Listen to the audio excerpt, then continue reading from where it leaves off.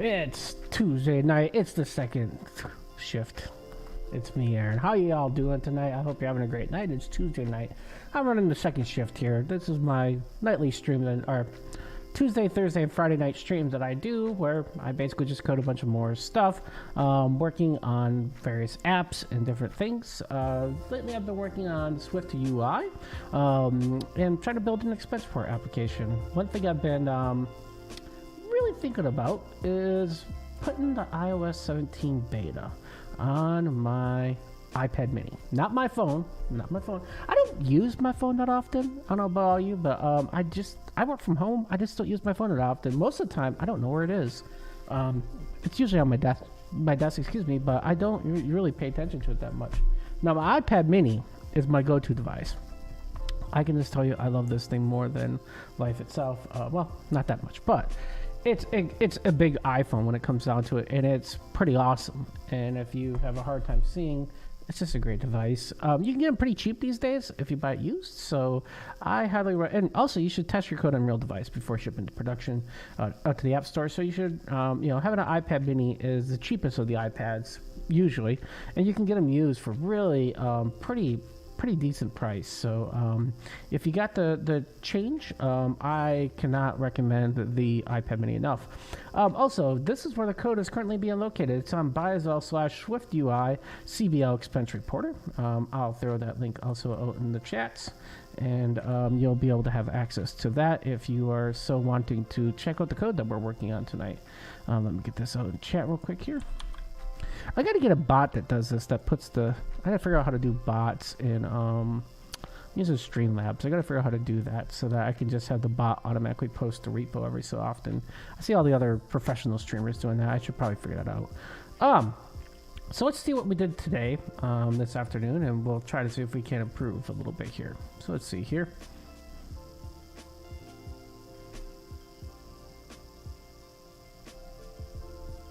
Got our app. Let's go ahead and log in and see if we can see what happens when we've signed in. We should be able to go to developer view. That's what we've been working on, database information. You'll see here we got a bunch of database information. We now know who the user's logged in, what departments they're in. We know how many documents are in the database for employee profiles. We were going to test this, right? I think that's one of the things I was going to do in the last stream. So I should be able to do is sign out. And now I've got to go find the authentication service and find out another user. These are currently just mock users. So let's see here. Who's another username and password we can use? Jane Doe at example.com. All right, let's try to use Jane Doe at example.com and see what happens with Jane. Let's copy her password so I don't have to type that big ugly thing in again. Let's go to our simulator and say Jane Doe instead. Jane.doe at example.com. And then let's see what's going on here if I type that password in. So we should get a different person. This is Jane. Jane's not set yet, so let's go ahead and set Jane. I'll say Jane Doe. And let's go and set her title as, we'll say that she's in QA. She's a QE engineer. Quality assurance engineer. QA engineer. She's definitely in the engineering department. She also works in support every now and then. If we go back and take a look here, now Jane's set. We forgot to set a profile picture for her. Let's go ahead and just check on our phone what we have. I believe the built-in apple grass is pretty nice here. Nice circle crop picture. If we go back, that should be there. Let's go check our developer now and check our database information. You'll see here we've got 2 people in the database. Now, this gets a pretty interesting problem. So they're sharing the same database, and we really don't want that. It should be unique per user, right? And so that's going to turn into a problem because I don't want your expenses, Jane's expenses, in Craig's database. So that's going to be a defect, a pretty major defect that we currently have right now, is that the databases should not be shared, and so that's a problem, right? So we'll probably have to take a look at that. Let's take a look at the database manager and see what's going on there. I think the database name, I thought I took it out. Yep, so I took it out here. So one of the things that's going to happen is that when we open the database, we're going to have to pass in the user that we want to open the database for, and then we're going to, based on that, we will open that database name up, right? And that kind of makes sense. Now, the other thing is I'll need to remove the app completely, because otherwise the data is going to be kind of munged, because the data currently on the simulator has this old way of making database names instead of this new. And so that's something that we're going to have to definitely take a look at. So we'll want to say that the database name is here, this var, but we're going to be able to modify it, and we'll have to keep track of that then. So that's a very important part of this. So as long as it's memory, we'll want it to be this combination. So we'll probably need another variable. We'll call this full database name.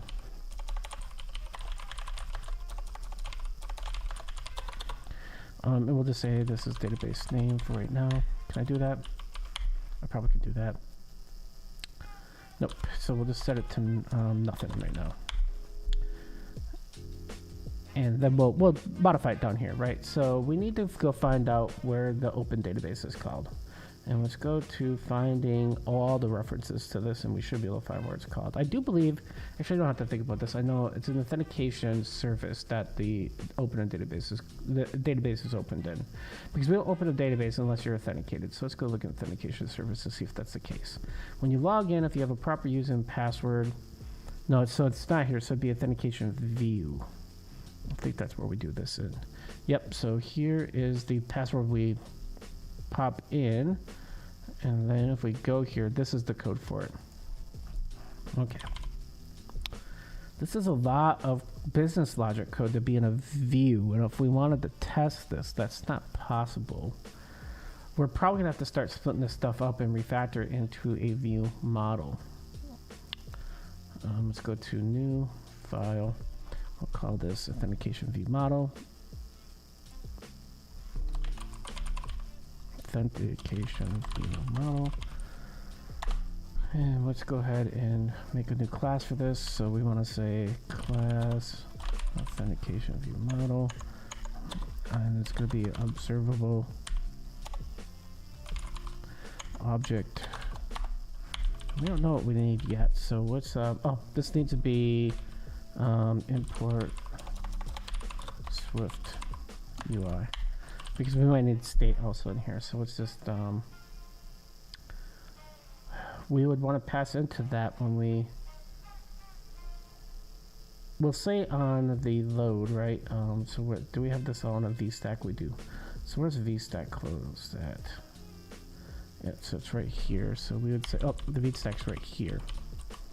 So we'd have to say on appearing. Up here, this is where we would run some code. This is where we'll make our view model.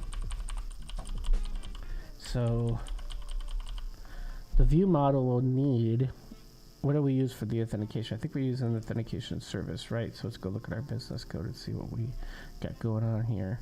So right now, when the button's clicked, we get the authentication service, and then we talk to user profile manager and the database manager. Oh boy, that's a lot.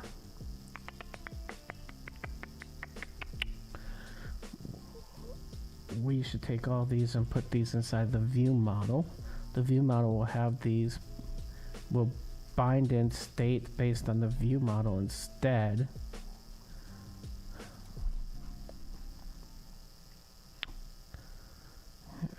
Let's see here. It can't be private anymore if they're in the view model though. So where does our view model go? Right here's our authentication view model. So the first thing I want to do is move over these into our view model. I'll take these out from being private. And now we have those inside of our view model. Those are observable, so that should. Now what we need to do is inside of the authentication view, we would have to make a new view model for that. So that's what we're gonna have. We're gonna say state private var view model is going to be a authentication view model.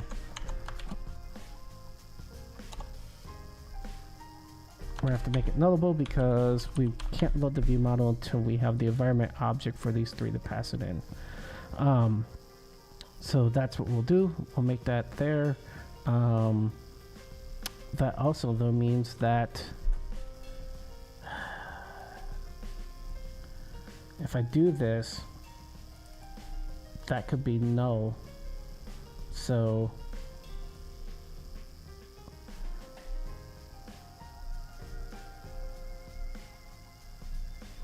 we'll have to unbox all this stuff because we can't guarantee. So the environment object doesn't come in right away, so you can't do it in a init method because it won't be there. So we'd have to unwrap this entire experience. There's no late init inside of SwiftUI. I don't think there's no late init in Swift. Let's go check our AI overloads here. Is there an equivalent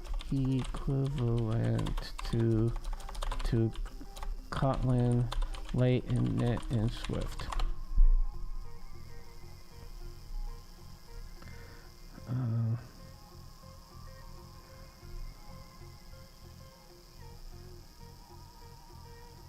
I know how it works in Kotlin, but in Swift, there's no equivalent. Okay. So in Swift, there is no equivalent to late init.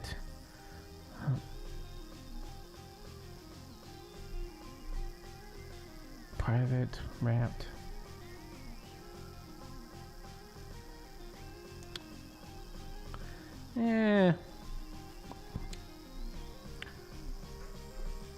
That's not really the same thing as late init.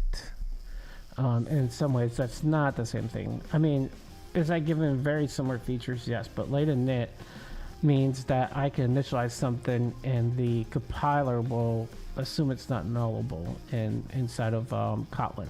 So inside of Kotlin, if I see this late init, what I'm going to say is that, hey, it won't be initialized in the constructor, but I promise you it'll be initialized before I use it. And so that's the theory behind this late init inside of Kotlin. It's because in SwiftUI, we don't get our environment variables back until after the initialization process. So I can't just make an init function and say, make me an authentication view model. Let's ask our AI overlord how people would normally do this. In Swift,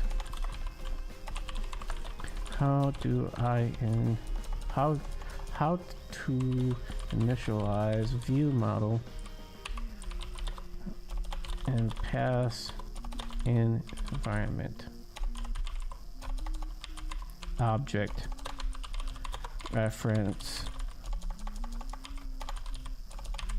in a SwiftUI view. We'll also ask our ChatGPT overlords the answer to this question, or the question, and see if they have an answer for this. How do I?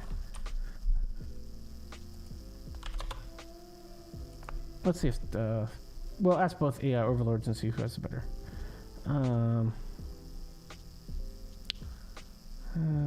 Let's see here. Initialize view models and pass in, so you can do the following steps. It says publish. You have a observable object, so this is the view model. Okay, and then the view model. Oh, okay, that's kind of smart. That's smart. Instead of doing it inside the constructor, they're just basically making a like a load value function that you load in the values. Then that way it's never null, and you don't have to worry about the state variables. Okay, you know what? I was thinking too hard about that. That actually is a pretty good idea of how to do it. That's not necessarily a bad thing. What does our AI overlord in ChatGPT say here? Okay, so first we make a view model as an observable. Okay, I got you so far. Smell what you're cooking. Make the view model. Init the. Okay, you can't do this. This is actually wrong. You'll get this. This is not possibly set yet. Environment object inside of a view. I know this from experience. Let's see here. Yeah, this is wrong. That is wrong. In fact, I can prove that it's wrong. Our AI overlord is giving us bad advice.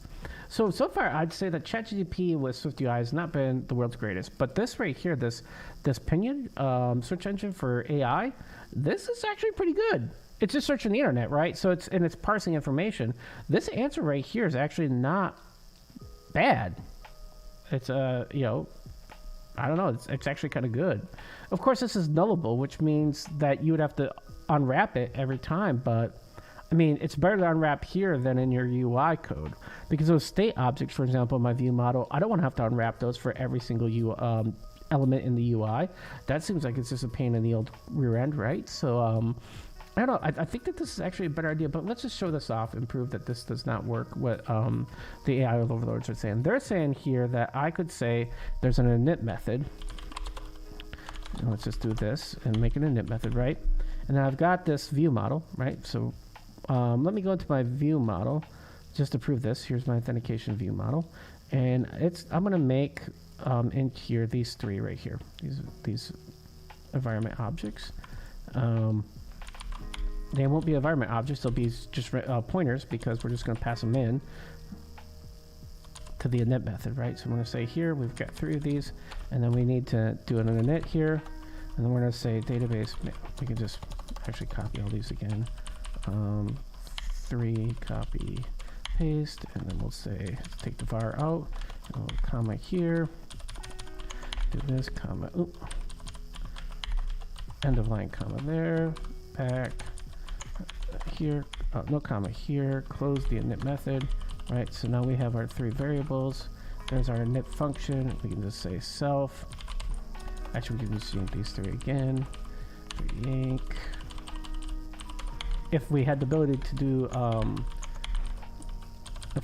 substitution in VI, I could have just done that with a regular expression substitution, but self.this and then self.this, and then we replace this with equal, lowercase this to D.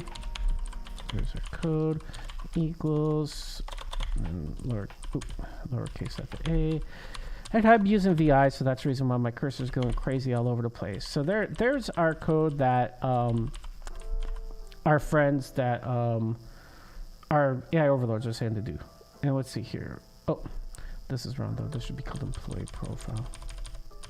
Employee repository. And then this should be employee repository like that. That looks a little better. Control A, I this. That makes the formatting right. And so there is the theory of how we would do this. Now the problem is if I go into view, because these are environment objects here, what's going to happen is if I try to send these in a init, so if I just say view model equals authentication view model, and I pass in my authentication service or database manager,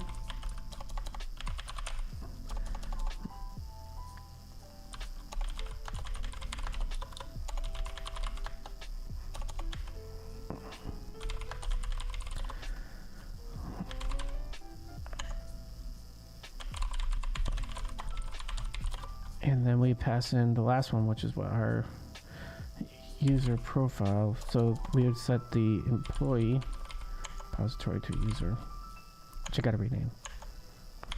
Okay. If I do that, that should not work, but does it? If it works, I'm going to be pleasantly surprised. I swear I tried this earlier and it did not work. Does this work? Okay, now I just feel stupid because it's working. Nope, I thought so. It does not work because they're not in lifecycle yet. And so I've got a bomb because of the fact that they are set to null right now because in the init method, they're not passed in yet. So database manager is nil. And so that's the problem you run into. That's where this does not work. You cannot use the environment objects you're passing in the init function. Just not possible. So our AI overlords, bad AI overlords, they did not help us here. Once again, are the AI overlords going to take us over as mobile developers? My answer is probably not anytime soon. But we can do this instead. We can make that non-nullable. We could say init So we can say, you know, view model equals authentication view model. That seems like a good idea there. Now, of course, it's going to be mad because it's going to be like, hey, Aaron, no, you can't because you got this init thing going on here, man. And you gotta fill it out first. You can't be just like randomly doing that, right? Well, we could just do this instead. We could say function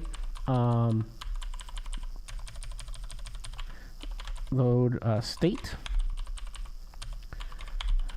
And let's do Control A there to reformat. Now we have a load state. Well, are these state though? These are really not state. What we got going in here? Oh, we'd have to do a init for just blank init on these, and then these would have to be nullable, right? Because these are not going to get set when we when our init runs. So that will fix those errors, right? Then we'll set those up. Now the theory is, of course, yes, we have to check. We're going to have to unwrap each one of these, make sure that they work. But we only have to unwrap them in the view model. We don't have to worry about them in our view code. That means that right here, the most important thing, though, in our view model is the state up here that we're keeping track of, the username, password, and is the password visible. That we don't have to unwrap anymore in our UI, and that's really kind of critical, because we don't want to take that hit. That's just not fun. So now what we should be able to do is just take all this stuff out. So we're going to keep these three in because we need to kind of go through and set that. So what we need to do first is, oh yeah, let's also set this. So let's make our default username and password. We'll make 2 more fields for this. So in view model, let's grab these 2 things very quick here. We're going to go into our authentication view here. We're going to say in the init, we're going to say the default username and password is, nope, that's not how I did it. I think I want to make a separate variable for these. We'll make these private,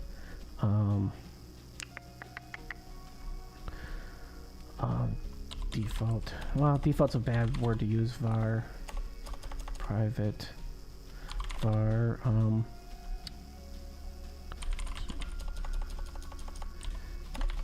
username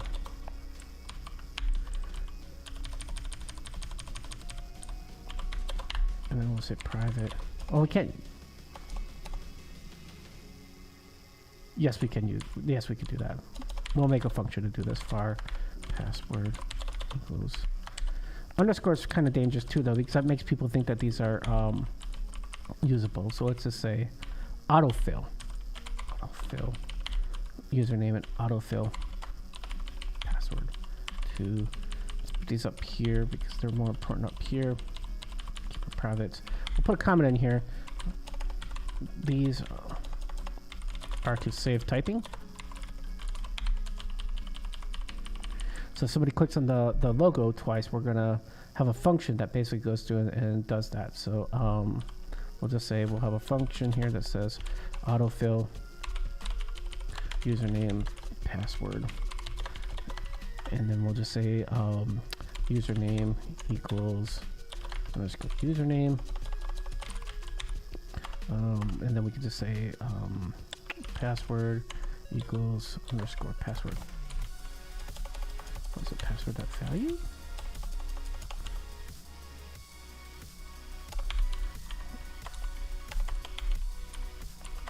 Why can't I set this? Do I have to use the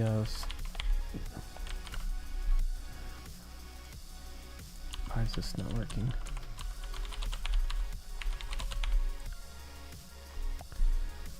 Oh, let's see here. Why is it state string to type string? Should work. And in Kotlin, you have to do value.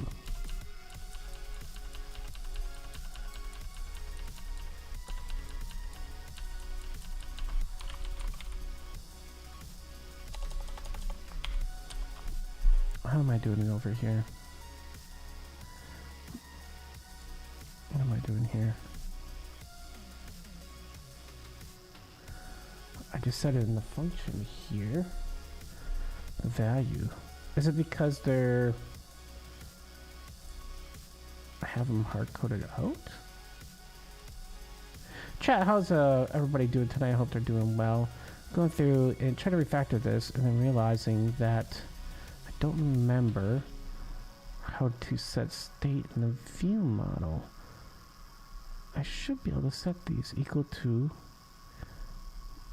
I get their state variables, but you should be able to set their value.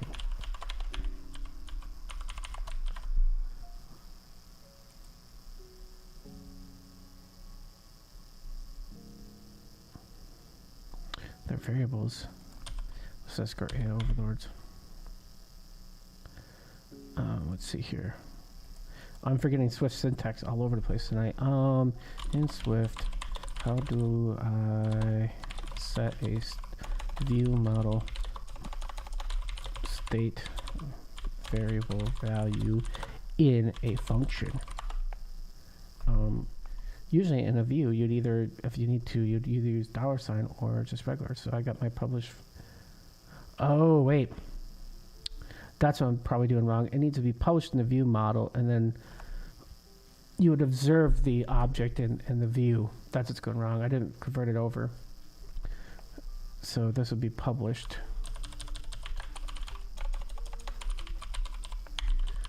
And does period working? No, period does not work in Xcode. In VI, period does, it repeats the last thing you did. So if you're, boy, I'm killing this here, published. So if I type that word in, if I were to hit period and this had all the key bindings of VI, that should have just did what I just did. So published now is there. Now we should be able to do this, see what happens now. What's our evil lord say? Publish straight. Yeah, but then how do I set it? But that's not what I want to do. I want to set it in my view model.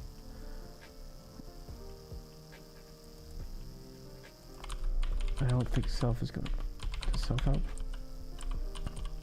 Self-help, that's actually pretty funny. No, it does not help. And I don't think that's going to work either.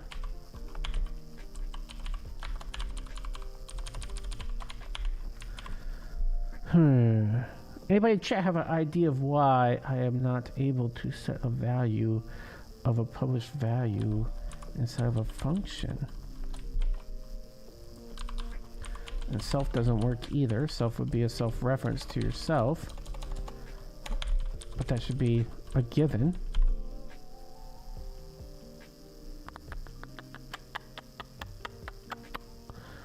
And I'm pretty sure this doesn't have like the value property on it, does it? Nope. I'm thinking of Kotlin. In Kotlin, you could just set the value. That's how you'd set it to get it and set it out. This is wrong though. This is not.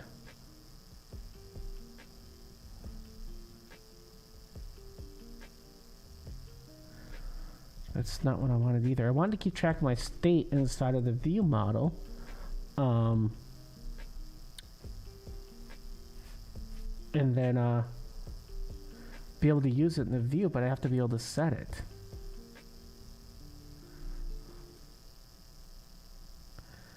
And they're saying here that you can set it here just by using self.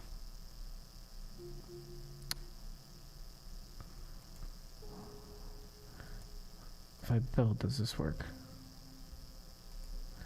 Nope. So in here it says self.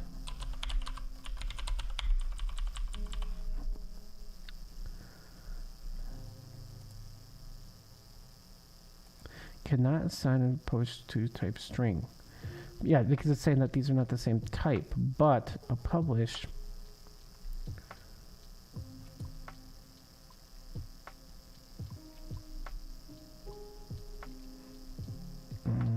what am I getting wrong here? Var settings setting.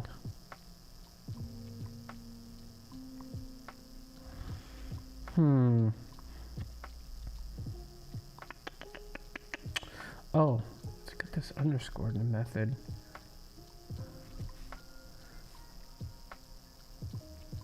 So that's what I'm missing? I have to look this up. I don't remember that being a thing.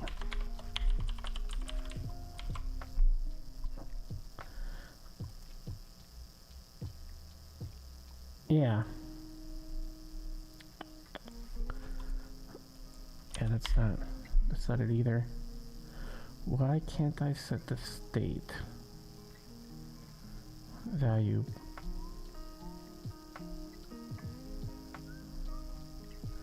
Can I just do this?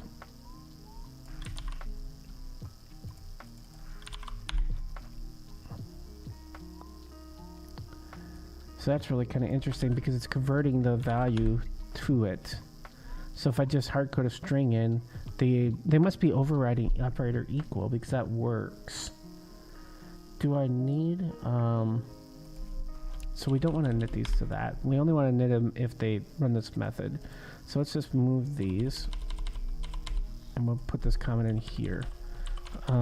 Use to save typing. Do not ship this in production. All right, give ourselves a little note there. That should do it. So now what we should be able to do is go into authentication view here, and on the action we just run the view model dot set. What do we call that? Autofill username password. Yep. Take these two out. So that fixes that there, and now we need view model dot username. So this would be view model dot username, and anywhere we have where we're checking values, we'd say this is $sign view model dot password, and then we would have here $sign view model dot password, and here we'd say the same thing, view model dot password. That should get that there, and then we would say is toggle passwords also in view model. So 1 second here, where did I go? Where did I go? So we'd say view model.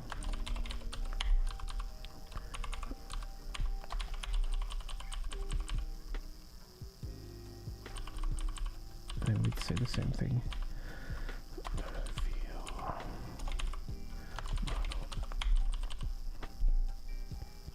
And let's see, that should take care of that because all that stuff's now in view model state instead.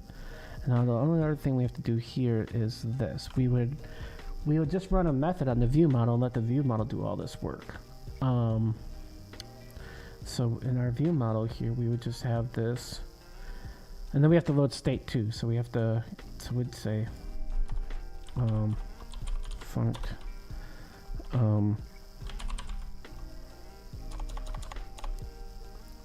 process user authentication.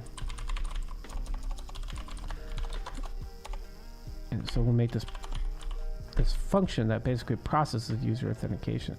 So we'll just go through and say, we'll grab all this, and we don't even need this else statement. We can just grab all this and we could put this in our view model now.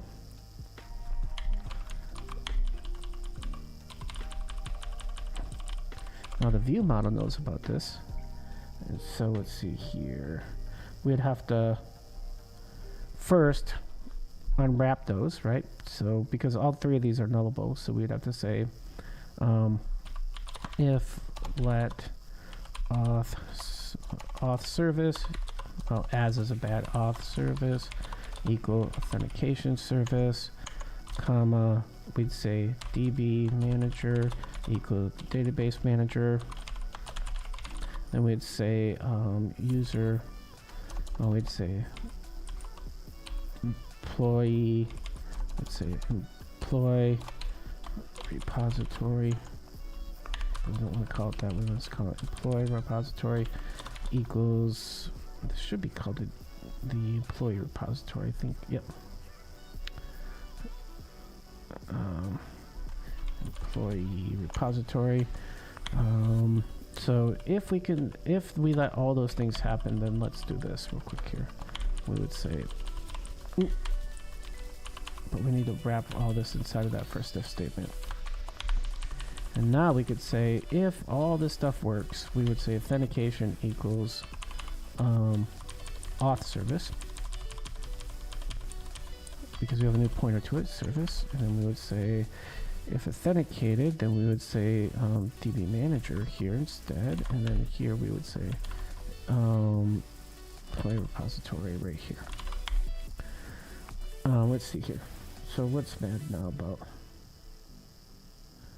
Oh, we have to use the let keyword over here, then the let. If let, and we should probably do this and reformat that so that looks nicer. Oh, that is the reformatted version. Boy, I don't really like that. I'd probably have these like this so that they're all on the same line. And then maybe that first one. That probably looks better and more readable. So now we're processing the user authentication here, which means authentication view just basically has to go in and just call view model.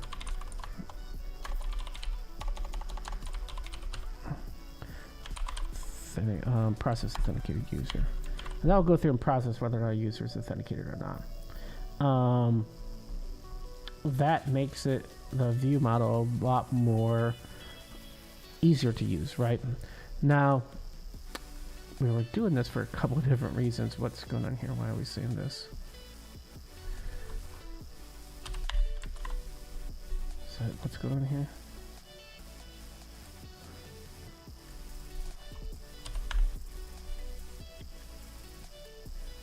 One second here. Is this going to work? Let's run it to make sure it works.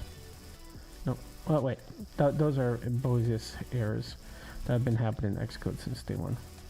Okay, so the first thing is my hack trick didn't work because now I'm not, when I click the logo, it's not happening. So on the button autofill username, let's go to authentication view model, autofill username. So these should be published, which means we should know about these. And then we should say, where's autofill? Self.username equals this, self-password equals this.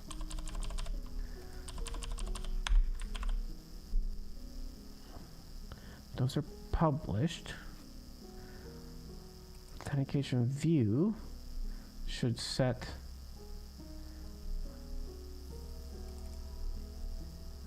these based on this. Let's try this again.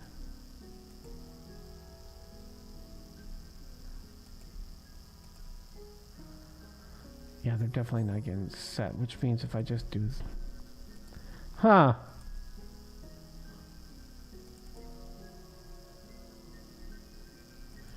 So they're not getting bound for some reason.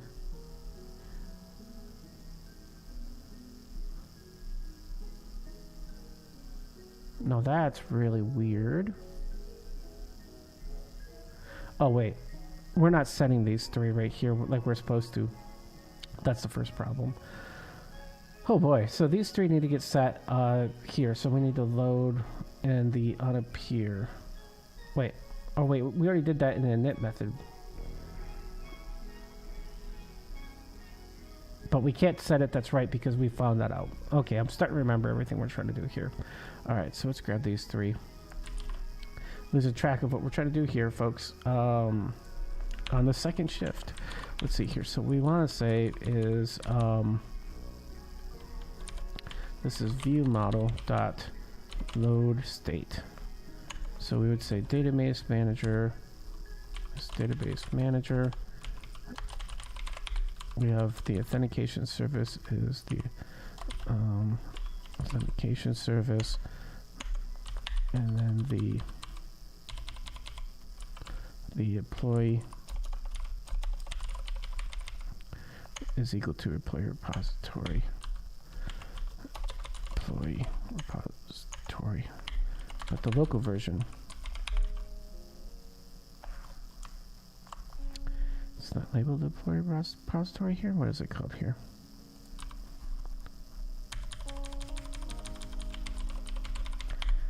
So let's fix that right there. And then now we should be able to now do this. Huh, it's saying that that's the most formatted version of this. I would disagree with that. That would look way better. Alright, so let's see here. That should now load the state of those, but that still doesn't calculate why when I tell autofill username these are not getting reset because those are published.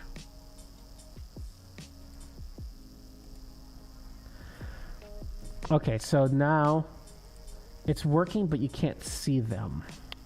Okay, now that usually means because it's not getting set on the main thread, right?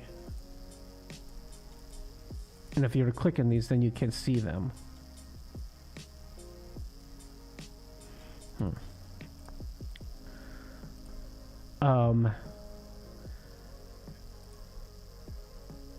Oh, in Kotlin, we would tell this the scope of the set in the view model would have to be on the main thread scope. Oh, how do I ask this question to the AI overloads? In Swift, how do I set a view model published value on the main thread? I don't, maybe this is it, but published values should automatically do that. That's why you shouldn't need thread. Use the received on operator, specifically the subscriber should receive the data on the main thread. Oh, okay, wait, what's going on here, huh? Publish here. Yeah, this is very similar to how I do it in Kotlin, to tell you the truth. So let's try this and see if this fixes it. So what we're saying here is,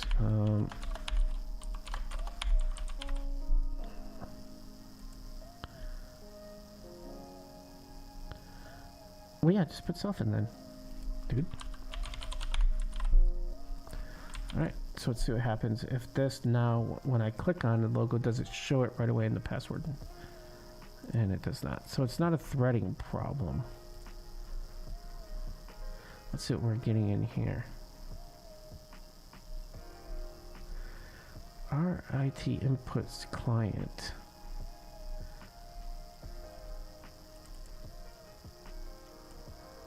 Let's see what this means.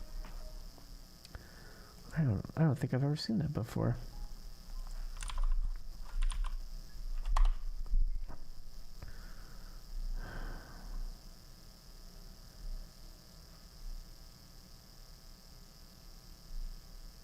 Well, it's definitely not it. That's definitely not it.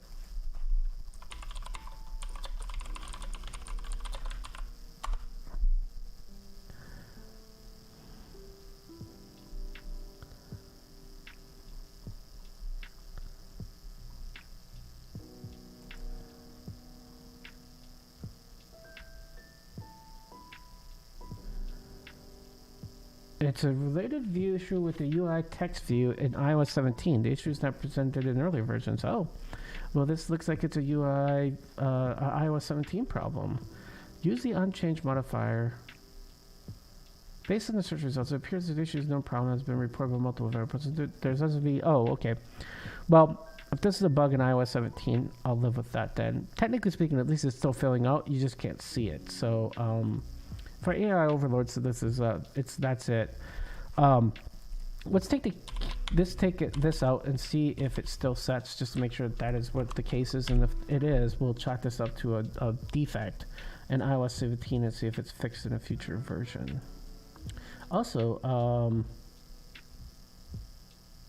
iOS 17 beta 3 just came out. I wonder if the emulators are updated for beta 3 and if that fixes it with the simulators. I don't know if I could see this under general or not, the version. About. It just gives me a build number. We can Google this, I guess, and see. iOS 17 beta 3 simulators.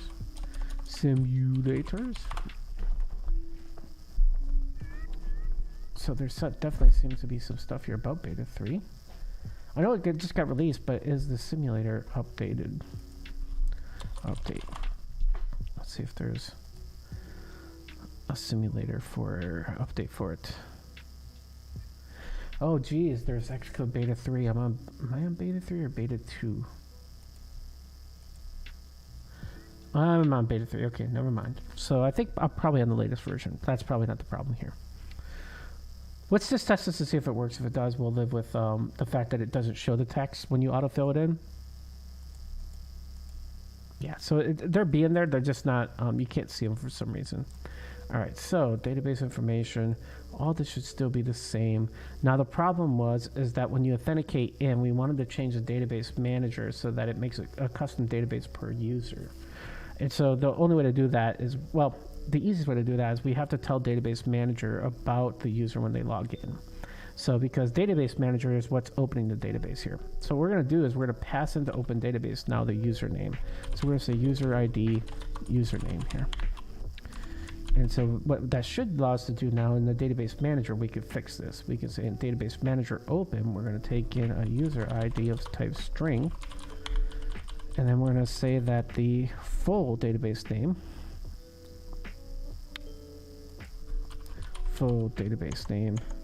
equals, it's going to equal the user ID plus, and then we're going to add in database name. Now what we're going to say is instead of database name, we're going to use full database name.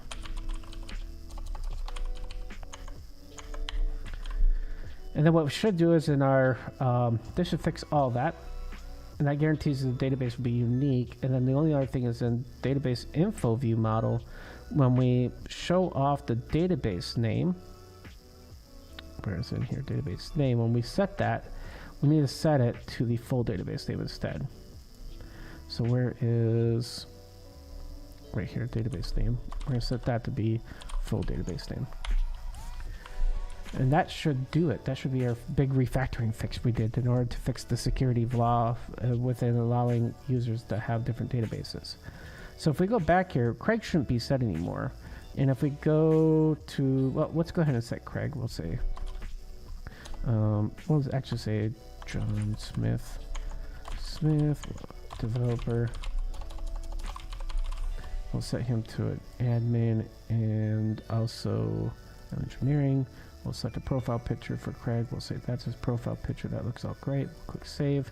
If we go to the developer information, we should see now that the database name is Craig's email address, expense reports.cbl.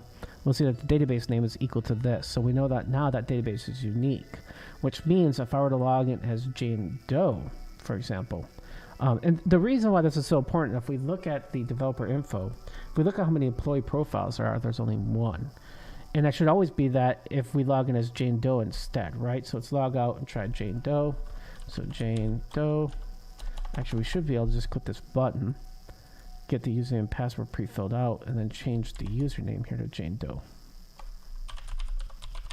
Right, if we do this and sign in as Jane, and we set Jane's profile information, right? So we'll say this is Jane and Doe.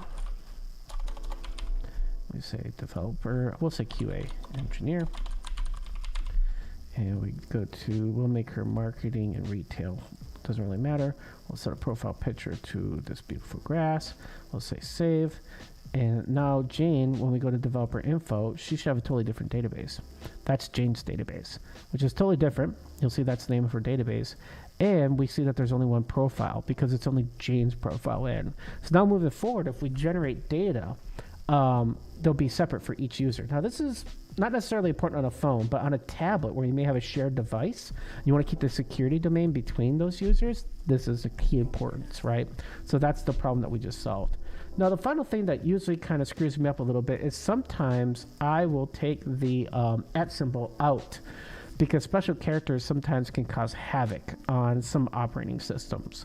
iOS seems to be okay with it, but other operating systems don't necessarily always like the @ symbol in file names or directory names. I'm just giving you that heads up that if you are in certain platforms, you may have to go into this full name here, and you may have to pull out the @ symbol from that user ID so it doesn't get put into the file name or the file path of the directory. iOS seems to be okay with this. We'll test on Mac and stuff to make sure it's okay. In fact, let's test on iPad real quick here to make sure that our iPad is still working the way that we wanted it to work. So let's go ahead and our iPad Air here that we should have as a simulator also, and make sure that the app still works there. So we're going to click here. We know that because we changed state for some reason, we're not able to see that. But if we go in here, we don't have any information set. And if we go into database information, we see we have no profile set because we haven't saved one yet, right? So we're going to go in. We're going to go in here, select a picture. For Craig, we'll set this waterfall. Scroll down here. Also, the title is not showing up here, so we'll have to figure out why that's happening on iPad only. And I know that this is showing over here and it shouldn't show over here. That's another thing we'll have to fix. And then we'll say dev IT save. And now it's not updating. Now that's interesting. That it did not update the profile even though I saved it. If I log out and log back in, I bet it does. It's still not saved. Nor the department. So that didn't save when I changed the expense report here. But yeah, it says saved here. So we're gonna have to look at how this code is written because when it's off screen, it doesn't seem like it's updating. So let's go through and look at that developer view. Developer info view. Developer, where are we? Our database info view. So how are we getting information? What do we have here? We have a view model. Okay. The view model's not updating. It's still in memory, so it's not updating. That's what's going on. So on up here, we set the view model here to these things. And then what should happen, oh,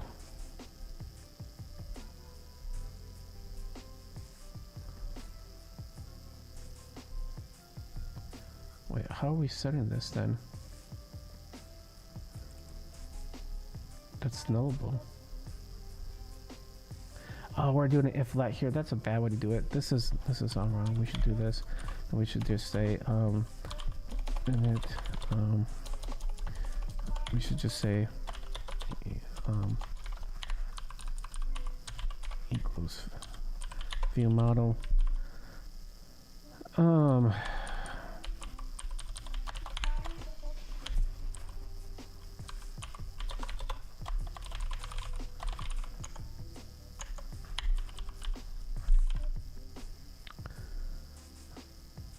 Why is it pissed now? Oh, yeah, we have to change the constructor on that. I know that. That's a good point to have. So let's go fix the view model so that we want to match the same pattern that we just did here. So we want to say that this is, instead of an init, it's in an authentication. We do it via what? We do it via a load state. So let's go in here and make a load state method instead. This is called load state. And then we'll say init. And that should solve that problem. So let's see here. And these are nullables. We'll fix those later. So let's go through and just do that. That should get a new working. That should get this working. We'll set those with a set. Let's go back here though. And then we don't need this statement anymore, which means we also don't need this last block here. And then we should be able to say that this is, anywhere we see VM, we could say view model. So let's just go here, say that's the view model also. Type in view model right. View model. And then view model here.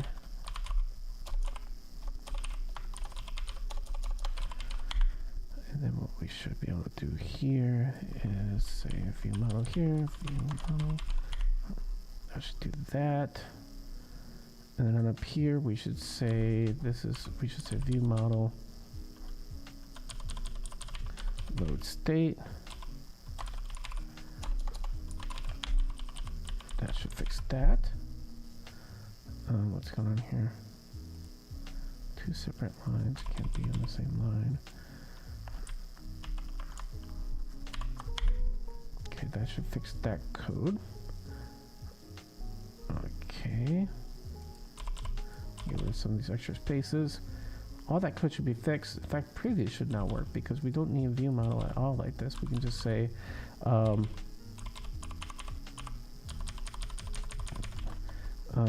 is this? This is database info view model. And we don't need to even set environment object on this. That should work. Now let's figure out what's going on here. Is this closing this? That seems to be where the problem is. We are missing a extra. Oh, we don't even need that anymore because that was just the if statement for that. So let's see if this is code floating. That's right. This is all looking good. Looking way better than what we had before. All right. So we've solved, I think, most of those problems. We just have to go in the view model now and use our pattern of that we've come up with, our better pattern to unbox these two right here. So we're just going to say if let, and we have two of these to unbox. We have the database manager employee repository. So if let employee repository equal employee repository, comma, DB manager equal database manager.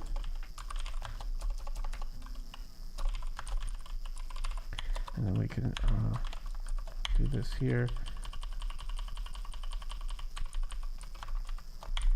If we can't get those two things, we can't really set any of these things. So now we just have to say, now that we've wrapped those, let statement separate here. Now we just have to copy these two names. We're going to say this instead. We're going to say this instead. Departments, that's fine. That's fine, that's fine, that's fine. And then we're going to say that. And then we're going to say over here, we need DB manager instead. We're going to change database manager to DB manager. That should give us those two things. Do we have anything else that can possibly blow up on us? I don't think so. Select all this, reformat that code so it looks nice. We'll save it. Let's test this to see if this works. Now what should happen is on up here,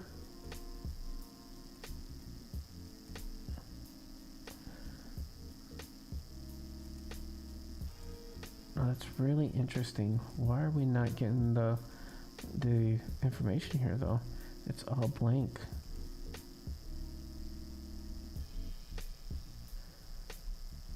Huh. Well, there's only one way to find out. Let's put a breakpoint here and see what happens. Log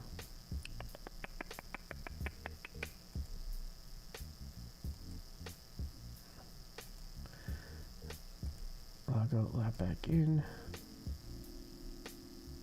And now I see it. If I log on, log back in. What the heck is going on?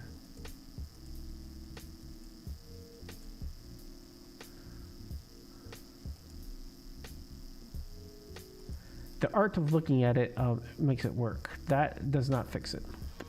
So let's go in first to start out with and say that in main view, if you click on, so one of the things I didn't fix yet, let's make this so we can see better. So let's get rid of the sidebar for right now. Let's see here. So in main view, when we click on a link here, right? So if we go into the links here, right? So if we select employee profile view, or actually it should be right here, this, then we also need to make sure that we load into detail that we need to also say that we need to load in, how do I want to do this though?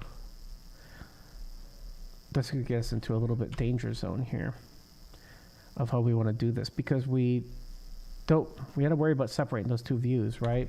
So one thing that we could do to solve this problem, we could just say selected, we have a selected view, right? So right here, selection, routable view. We could just say selected routable view equals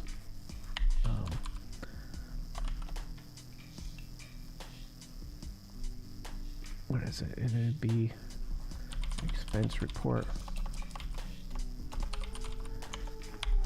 All right, if we did that, technically speak,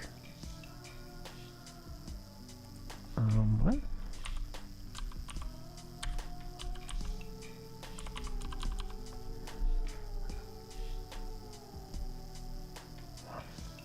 Because I don't unbox it here. If let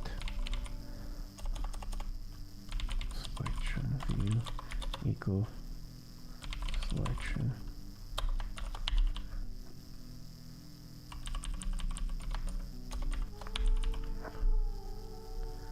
I have to unwrap it from being nullable, then I would have to do this.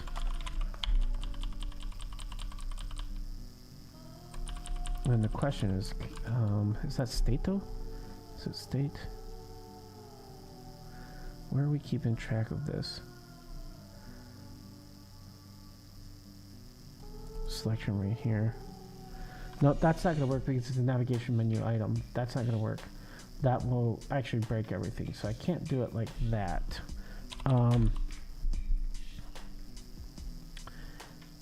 The second question is, can I just route it? Can I just say reports view and then expense report view like that? The problem is that's probably going to pop in the stack, and I can't do it that way.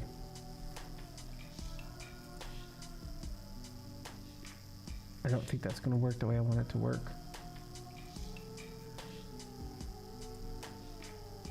Yeah, see, it basically just pops each other on each other because it's trying to do both and it can't.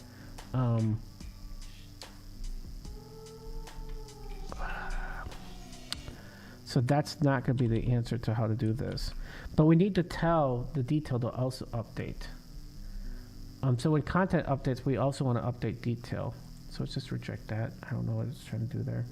And I don't know why these won't clear, because if I actually click on each one of these and actually go to the line of code, they're not real. The errors don't exist, but it's super annoying when it gives you errors that don't exist. That's been happening for a couple weeks now here. So let's go back to main view. This is what we're trying to solve, is that when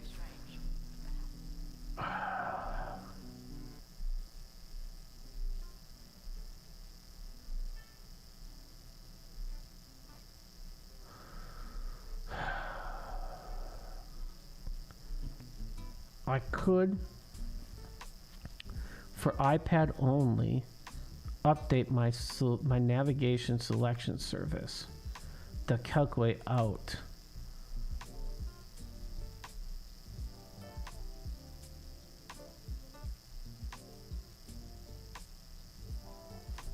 to hold also what the detail. Oh, I have it here, detail selection. I have a content and detail selection. Well, stupid me. I already thought of this, I guess. That would simply mean that I would set. So where does selection have? Selection would happen here. So there is no method for selection because these are all navigation links. That's right. All right. So, but we are processing the selection here inside of the content, right? So we could say that if content view equals this, then we would get the detail view for it from the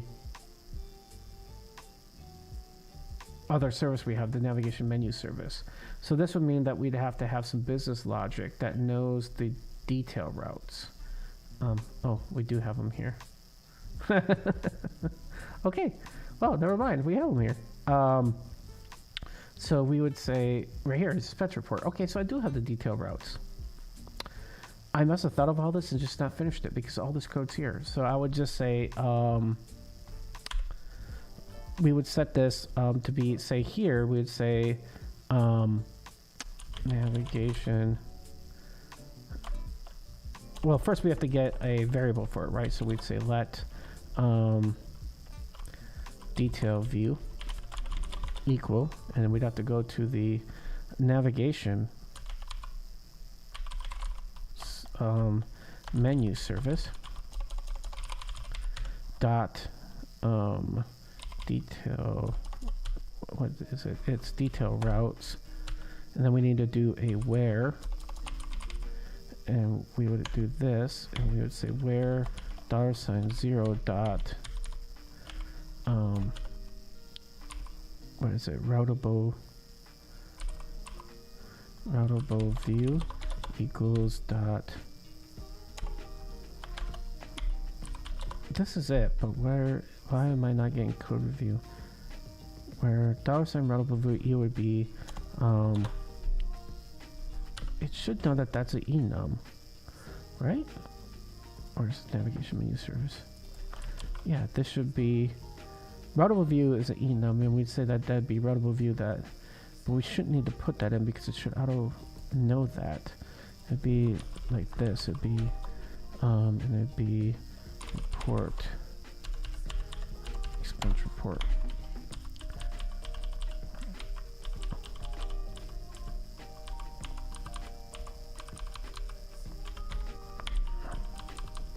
Is it because I didn't have the double equal? Let's try just taking the period out and see if that works. If I just put period in, does that work? And then what we would do is we'd say, nope. So, what is that called? Route.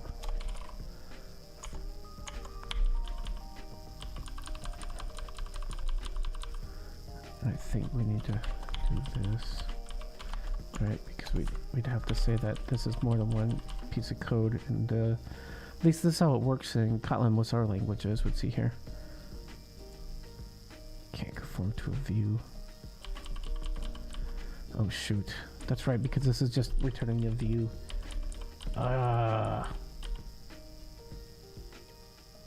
Crud.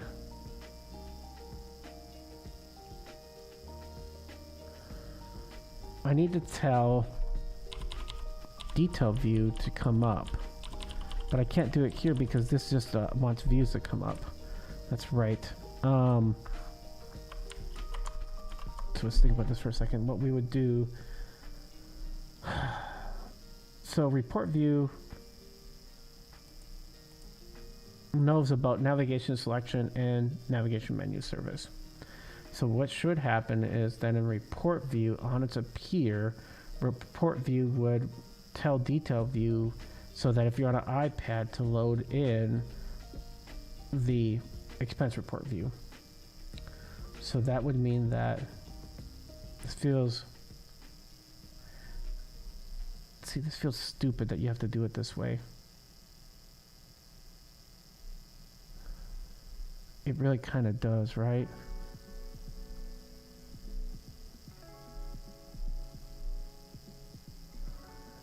But reports view would be the only code that would know this. And so it'd be on appear. Oh, I do have it right here. Look, I already have this code here. Wait, why is this not working? This is exactly what I need to do. If on appear, if selection, then you set the selection equal to selection for detail. Oh, wait. That's why. We would have to switch on, not selection view, routable view. We would have to switch on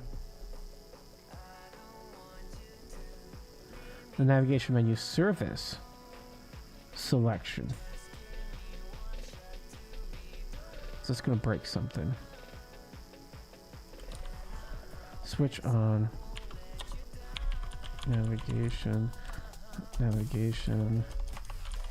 selection service dot detail selection dot routable view.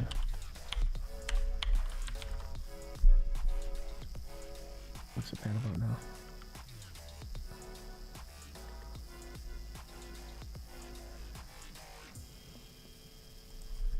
This could be no.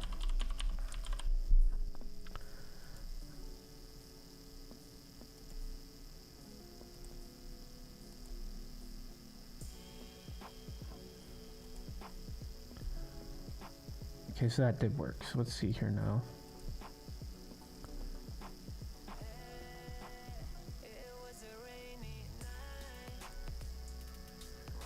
Okay, so that works.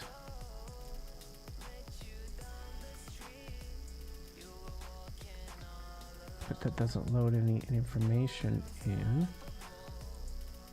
And expense reports doesn't show back because no, expense report is setting that, right? Because report view is the thing that's setting this.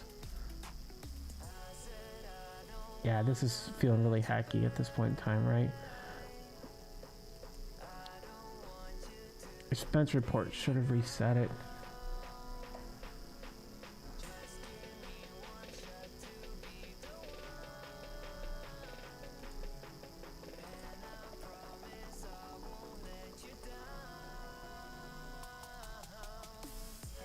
So that's working.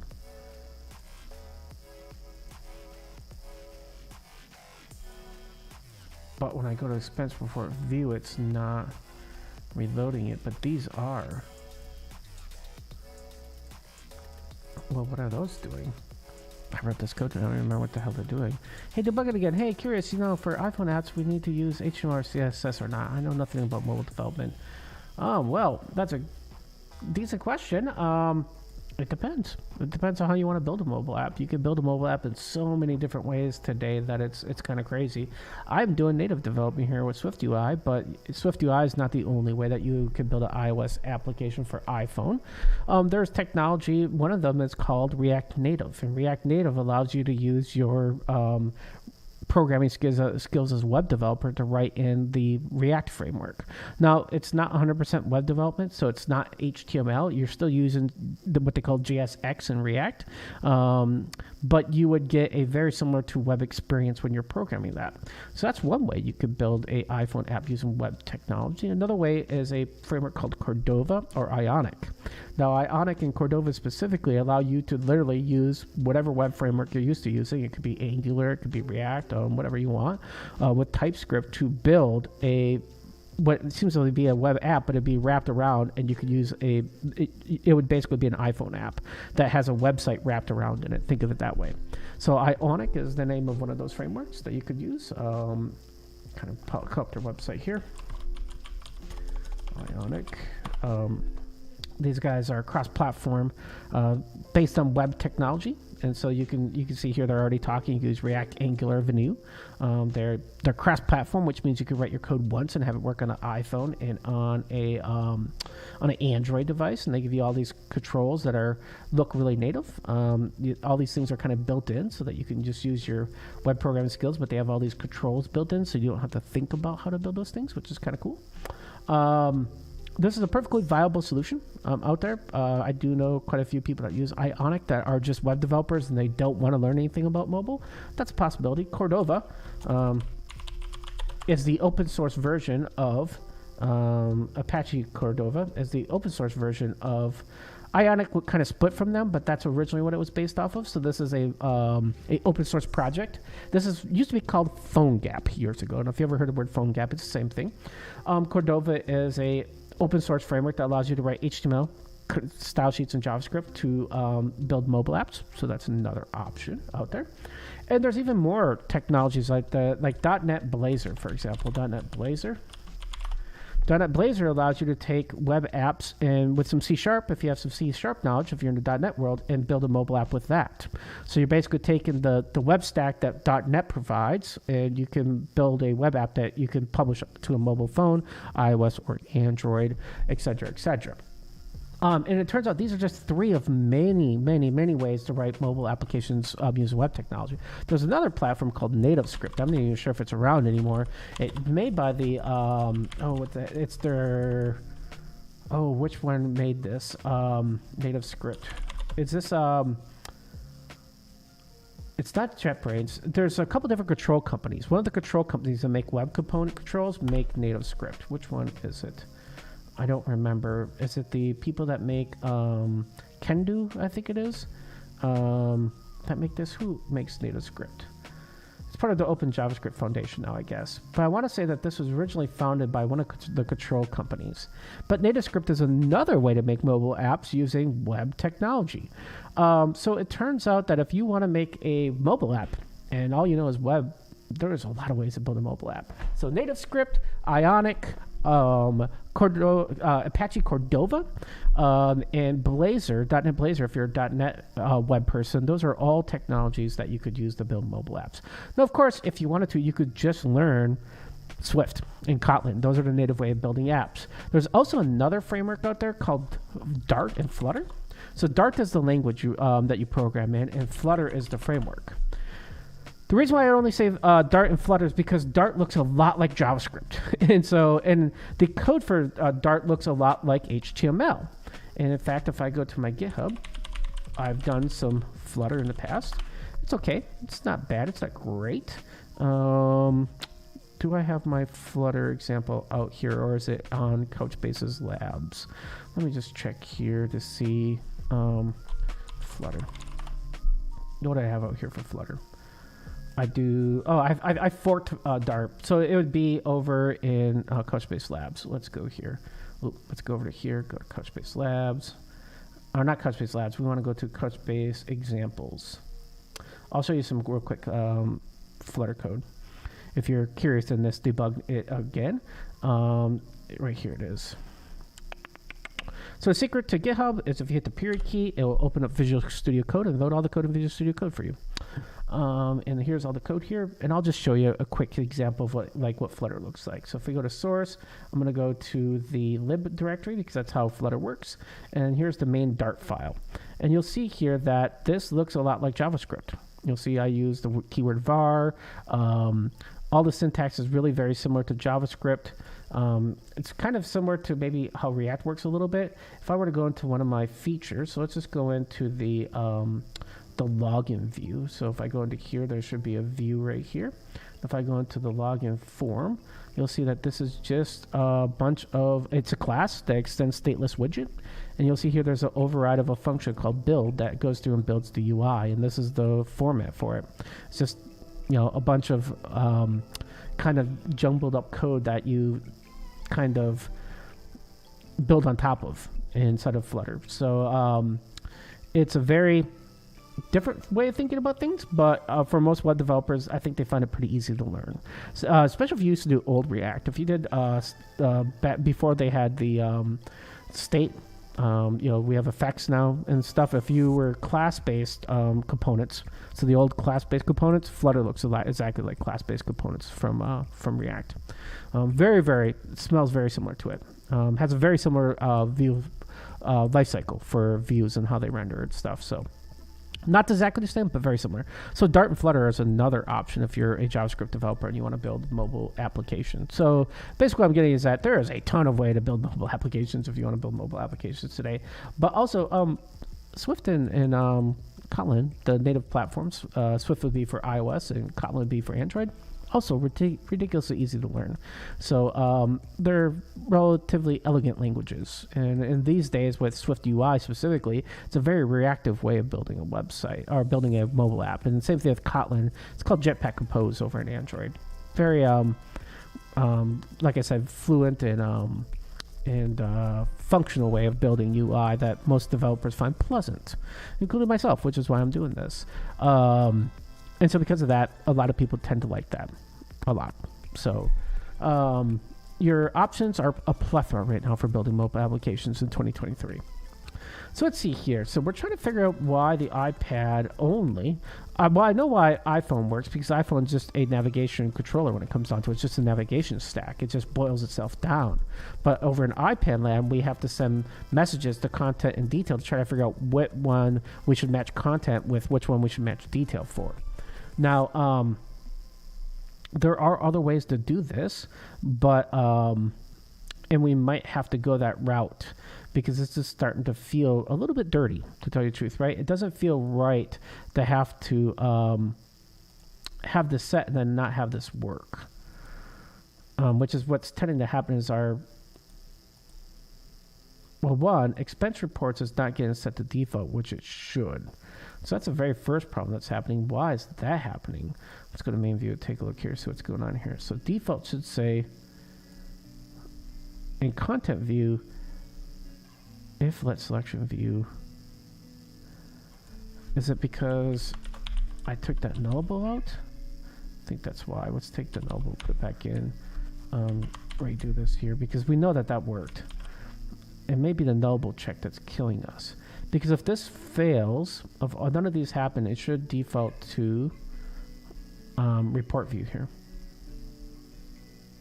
Oop, I took the wrong one out, didn't I? Well, that's fine. We should be able to take both these out. So let's take this out also. Oh. Oh, I accidentally deleted the full line. Let's get that back. There we go. Content.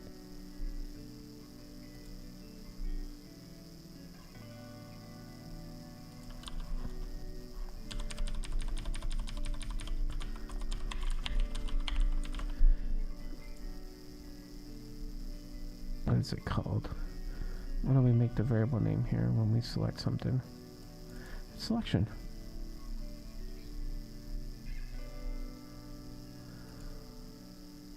Selection.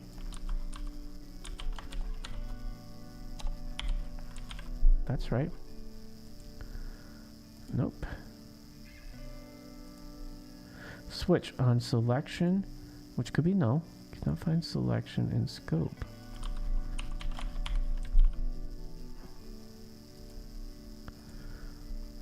What are we calling this? It's right here. Selection.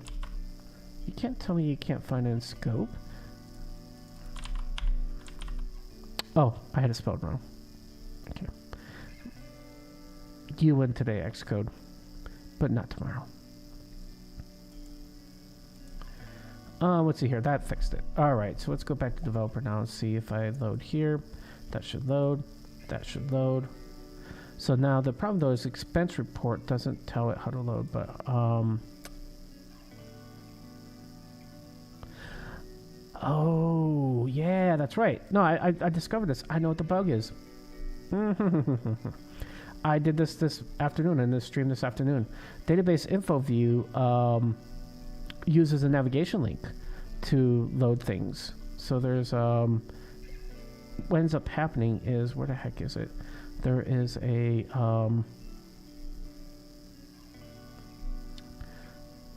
no, it wouldn't be here. It'd be developer view. These are navigation links. That's what happens. So it's a navigation link. So can I programmatically do auto do a selection of a navigation link? That's the question. That's what we want to do. We want to use the navigation link to tell it to do that, because that's what fixed the other two. So when report view comes up, we need a navigate link to tell the navigation to automatically also show the destination, the detail. So we would have to, let's Google that real quick here. So what we're looking for is programmatically, so SwiftUI, programmatically trigger navigation link. So let's see here. So there's navigation links, but how do I tell it to force one?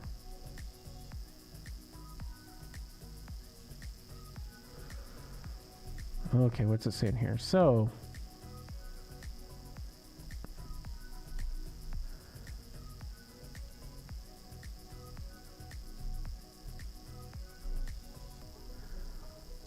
no. So let's see here.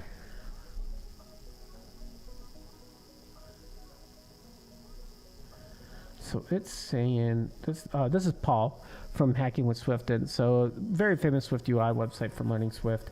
Paul is pretty great. One of those rock stars in the community. If you haven't used this website, you should. It's pretty great. But he's saying that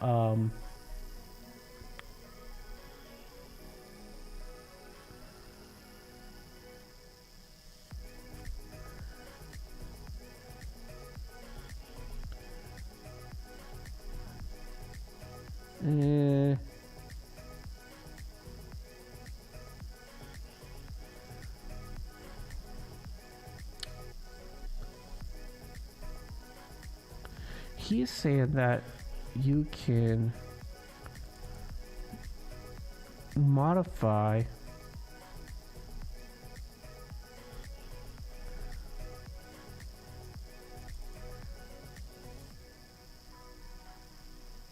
the stack using nav path. Use a simple array for your navigation, but if you're navigation path, this can work with any hash table, so you can have a few strings for your integers, custom instructions that form the hash point. Example, this code lets the user navigate to any row in a list using a string navigation destination. This little button is a certain number into the path.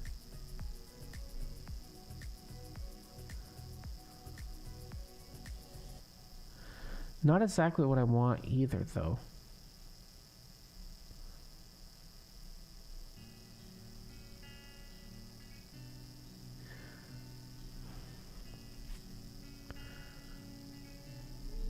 So it looks like navigation path is what I want to do, and it looks like there's also a remove last stuff. So navigation nav path looks like it comes from the navigation stack though, and it's a state variable that it gets from the navigation stack. But I have UI navigation view. That's not going to work either, because I'm using UI navigation view in a navigation split view, because that's what I have. Let's see here. What is he saying?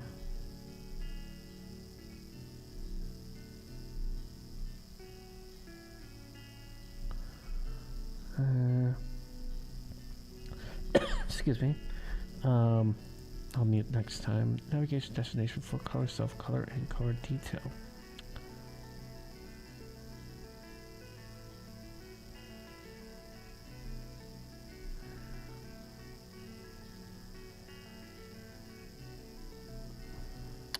Now I was reading about these.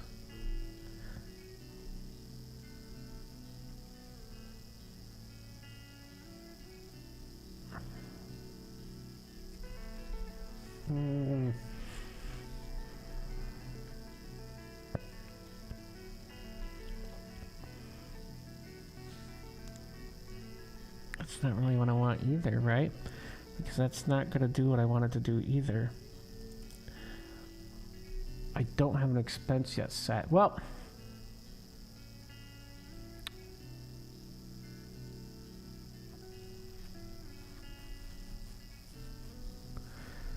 do I need that set though? This is a tricky part, right? I know how to make it work when you click on something, right? That's easy. You just make a navigation link, and the navigation link will handle the stack.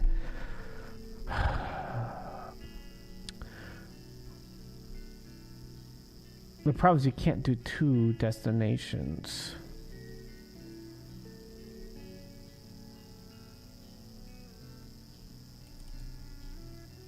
Right? That's the shortcoming here, right? Because what I want to do is when reports view comes up, I also want to load the detail for it. That's what's going on right now in the main view. So in my navigation menu, if I look at my app here, the root of the problem is, if I go to my simulator here, let me log in my app and try to explain like what the real problem is. When I click on one of these menu items, I want both these screens to change, right? So if I click expense reports, I want this to go to expense report detail. If I go to developer, this technically speaking should swap out. When I click this one, it should swap out to here. If I click this one, it should swap over here. But if I go back to expense report, the expense report detail view, which currently has nothing in it, should come back, which means this should show empty view. And that's not working. And that's my big problem with this, is that when I click this, I want both these to actually change, not just one. Now, I think what was happening is I was using this, and instead of going to detail selection, I was going to selection, and that's what was fixing this. Because if I just said selection, content selection, I think if I just do selection here, right? I think this is what I was doing. I was saying,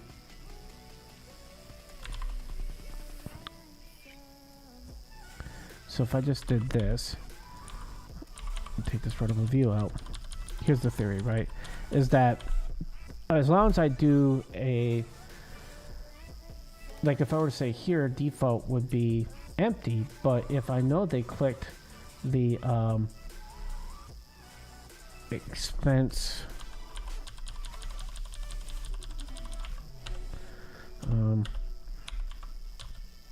why is not my ToSense coming up here? Dot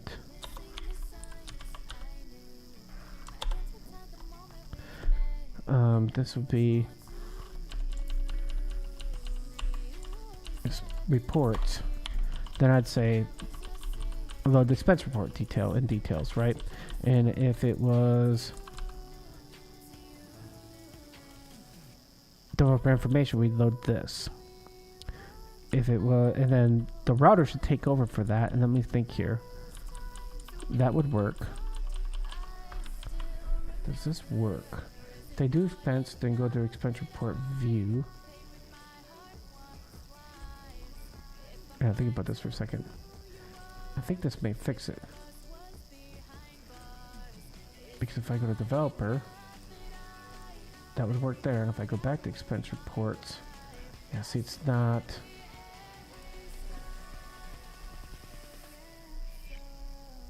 It's not updating. And that item would be, well, let's see what happens when. Let's put a breakpoint here, see what happens. Because that's the problem we have going on here. So what is rotable view equal to here? Let's see here. We want selection. Selections value. Rotable view is equal to expense report. Rotable view.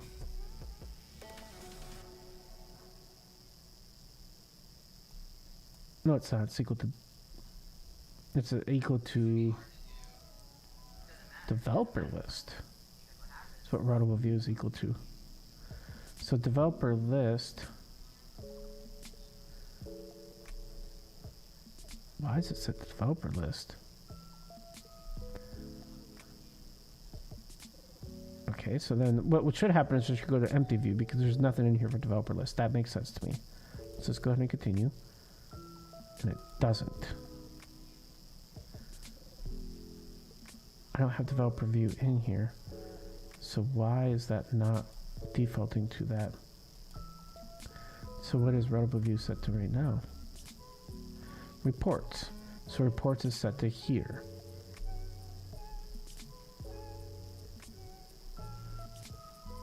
So that should go to expense report view. So let's go into this and see what happens. Not there, reports. Okay, so it does do that. But then it doesn't show up in detail view. Why? We're telling default view to change, but it's not changing. Or is it drawing on the bottom of it? And I'm just not seeing it. Nope. This is very odd that we're having this behavior where in iPad this is not doing what it should do. What should happen is that if detail gets set, it should draw whatever is in here for detail. And we know that's telling it empty view, but empty view is not coming up.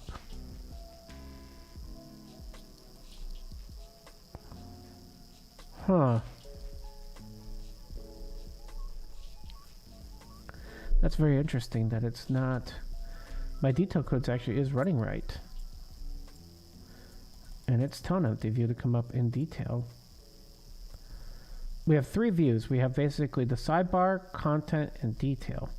And for whatever reason, detail, even though I set it, is not getting re-rendered.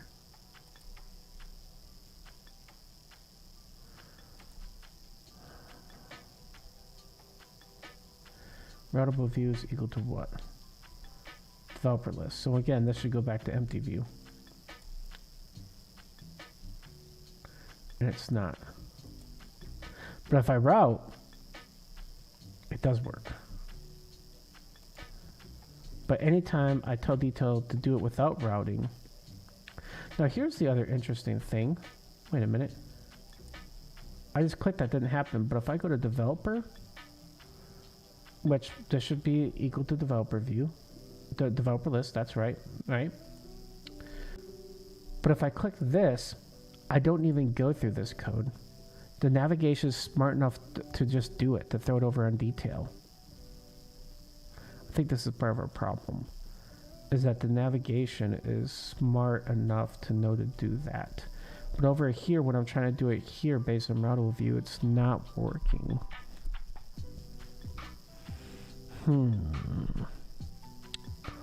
That's very curious, because details should automatically update. And everything that runs in here should be on the main thread, so it's not like it's not getting the message off the main thread. I mean, I could try to dequeue off the main thread and see if that fixes it. That seems like it's wrong, though. That also feels very wrong. In a SwiftUI view, everything I know of, views always run on the main thread. It's like in UI view controller. The view did appear and view your various lifecycle methods always ran on the main thread, usually.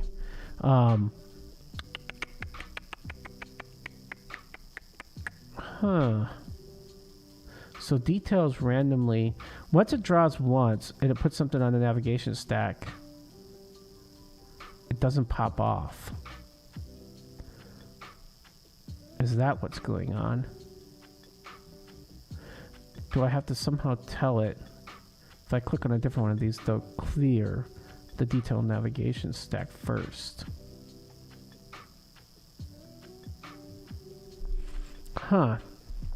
It's almost something I want to open a ticket with Apple support on, to tell you the truth, developer support, because this seems to be like a really weird bug where the API is not clear on this.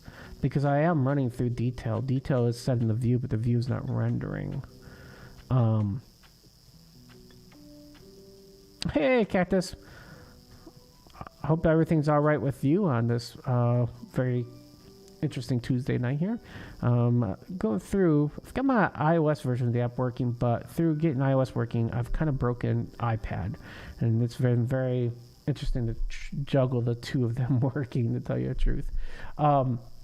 I found that the reason why iOS didn't work with navigation was because you have to use navigation links, and that completely fixed iOS. And it kind of made sense, because when iOS shrinks down, it goes to a navigation stack. And that would make sense then if you use navigation links. They would just pop views onto the stack and pop them off. But the art of doing that has broken my iPad stuff, where now my iPad stuff, if I use the detail to actually try to calculate which detail to show, it actually does not render properly. And so this has been rather kind of, I would say painful is the proper word probably here, because these are navigation links, and so these are working. But if I click here, what's happening is, even though detail says, hey, on the detail section here, I'm going to try to find the routable view. And if I go look at selection, it's set, and this is set to reports. Reports isn't in any of these, so it should follow default. And so if we walk through this, it should go down to default. It's not going to do that. It's going to see reports. It's I want expense report view. So what should happen now is the detail section of this iPad should render expense report view. And if I were to go out, expense report should just show that message. And now that's interesting. It also went to empty view. You don't have to do a break in iOS or in Swift. Let's continue on. But if I look at it didn't load the right view because this is data loader still. And what that should be is it should say, report list. What does report list view say again? 1 second. Where is the expense report view? Says expense detail view. That's what it should show if we routed right. And it does not say that. It still says data loader. So when we click on this, the routable view for details not updating based on that. So even though we do it here for content, and content's working. It's not working for detail, which is super annoying. Because if I go here, detail should look and say it's not data generator, it's reports. It's okay, so it's not reports either because I must have clicked on developer. So then it should go to empty view. And if I go down, empty view should render. Empty view just says to return an empty view. And so that's what should render, right? And if I go back here, that is not what's rendering at all. Instead, I still have the data loader view. So it's like it's even though this code's here, it's not working.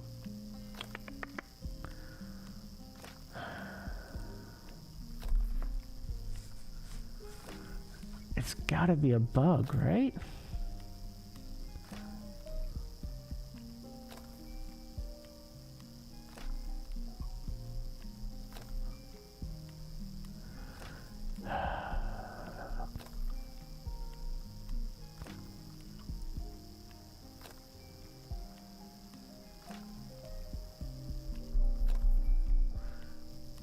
There's another option, and I'm not sure if it's going to work. There's a thing where you can register. What's it called? It's called navigation. It's a navigation. It's like a destination.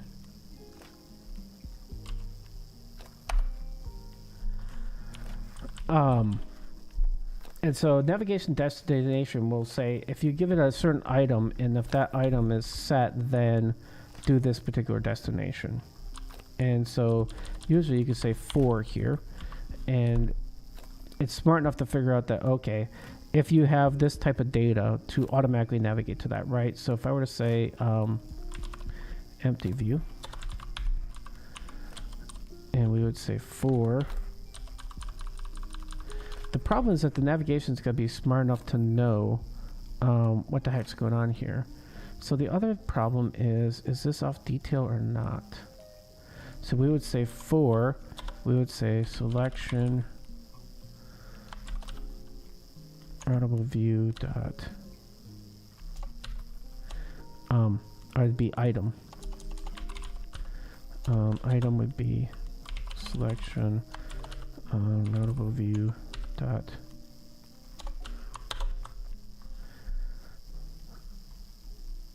what are we doing in content? We're saying in content if this selection, because selection should get set here inside of the selection, right?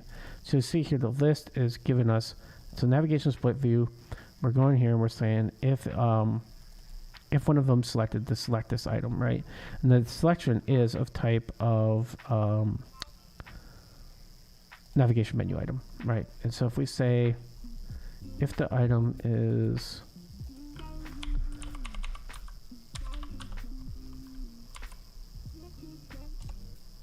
see, this is where I think I need a pointer to the actual array item.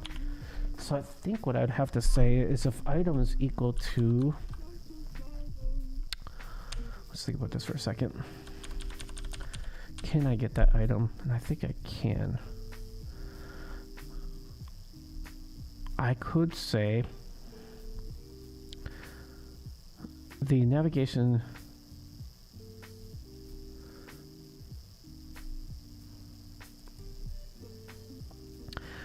menu surface has the array of the items, right? So I could say item navigation menu service dot nope for item menu items where $0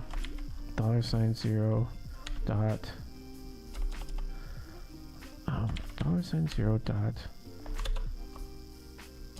wait, what's wrong with my where clause here? This should be NS predicate syntax.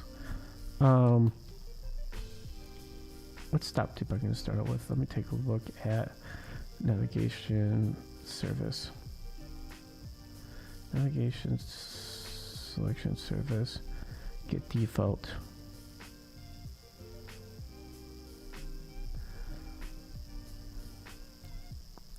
should be able to do a where clause in this.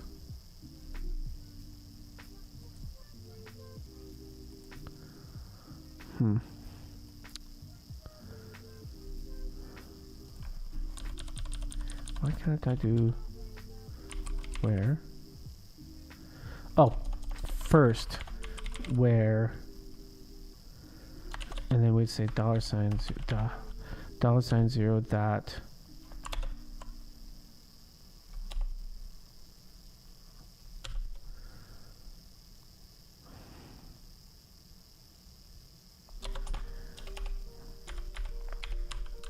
it would be navigation menu service. It would be routable view where menu items first where routable view equals routable view dot, and we would say reports, and then we'd want to go to, we would say report expense report view.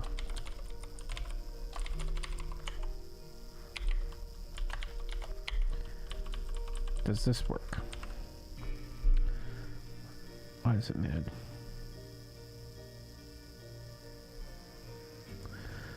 Anonymous closure where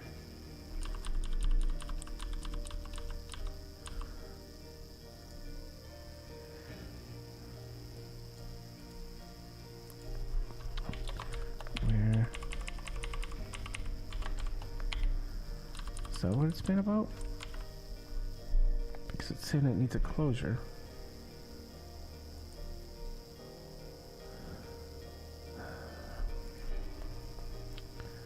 Look up the first where syntax.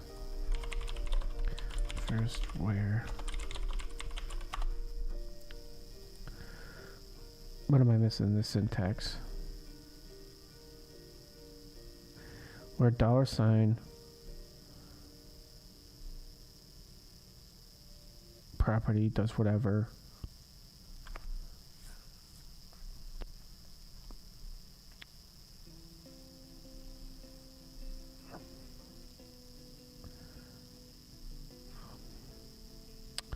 But that's a closure inside of it, that's the problem.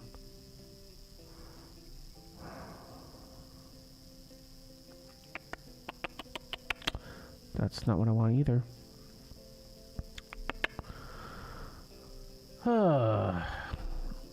Not cool. I may have to open a ticket with Apple on this because I've been fighting this long enough of this like iPad just not working the way it should, or the way that I think it should, and I'm a little confused about that. I mean, I could.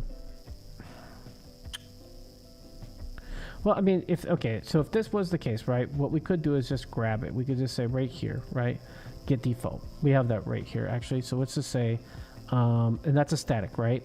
So we should be able to say is navigation menu service dot get default. Let's just do this to see if this works. Get default.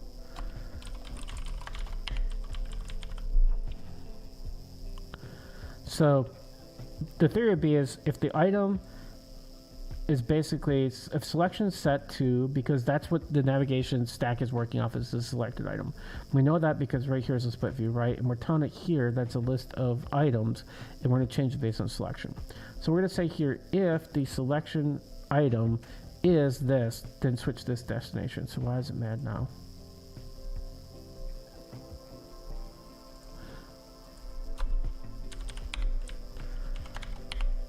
Is that what it's been about now? Cannot convert value of type expense for view type to a specific argument.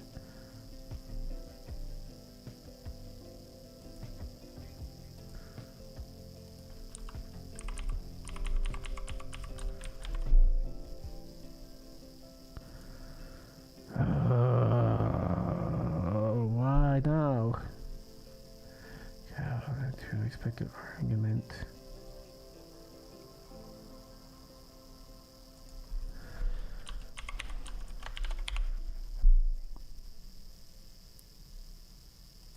Still getting the same thing.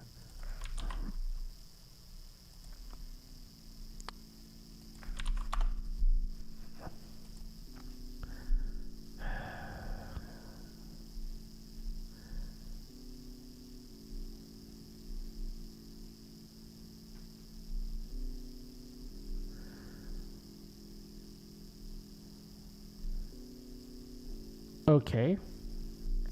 So it's saying item would have to then be a closure.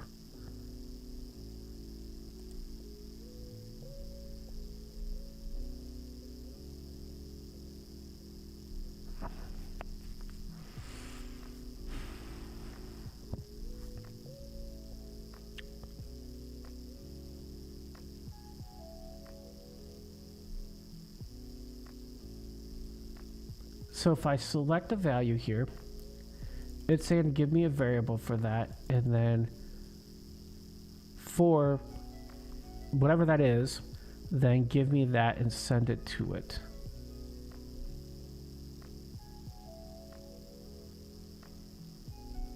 Maybe onto something here. So what it's saying the syntax is instead of this, it would be this. It would be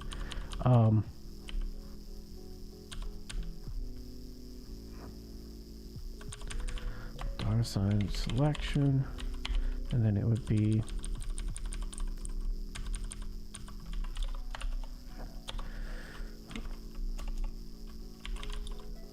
in. That's what it's saying that the syntax is. Let me go check this with documentation. Is this what it's saying? Where is this? It's saying. So we close it and then we say in.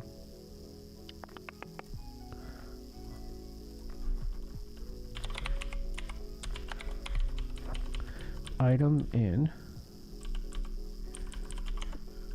item dot. Oh, look at this. Wait a minute here. Yep. Wait. What's it saying? Yeah, I know any of you, but give me a second to get there. Now we should be able to do the same thing here. Let me just move this over and see what happens. And so I'd say if the selection is type reports, go to expense report. Let's just start with this.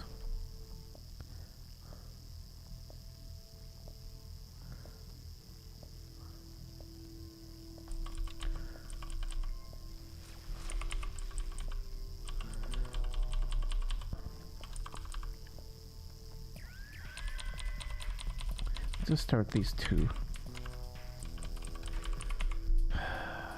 Destination. I don't think this is gonna be what I want, but so I'm tailing it off detail. And the theory would be here is that this is what I want detail to change to. So if the selection changes and it changes the report view, let's do this. So let's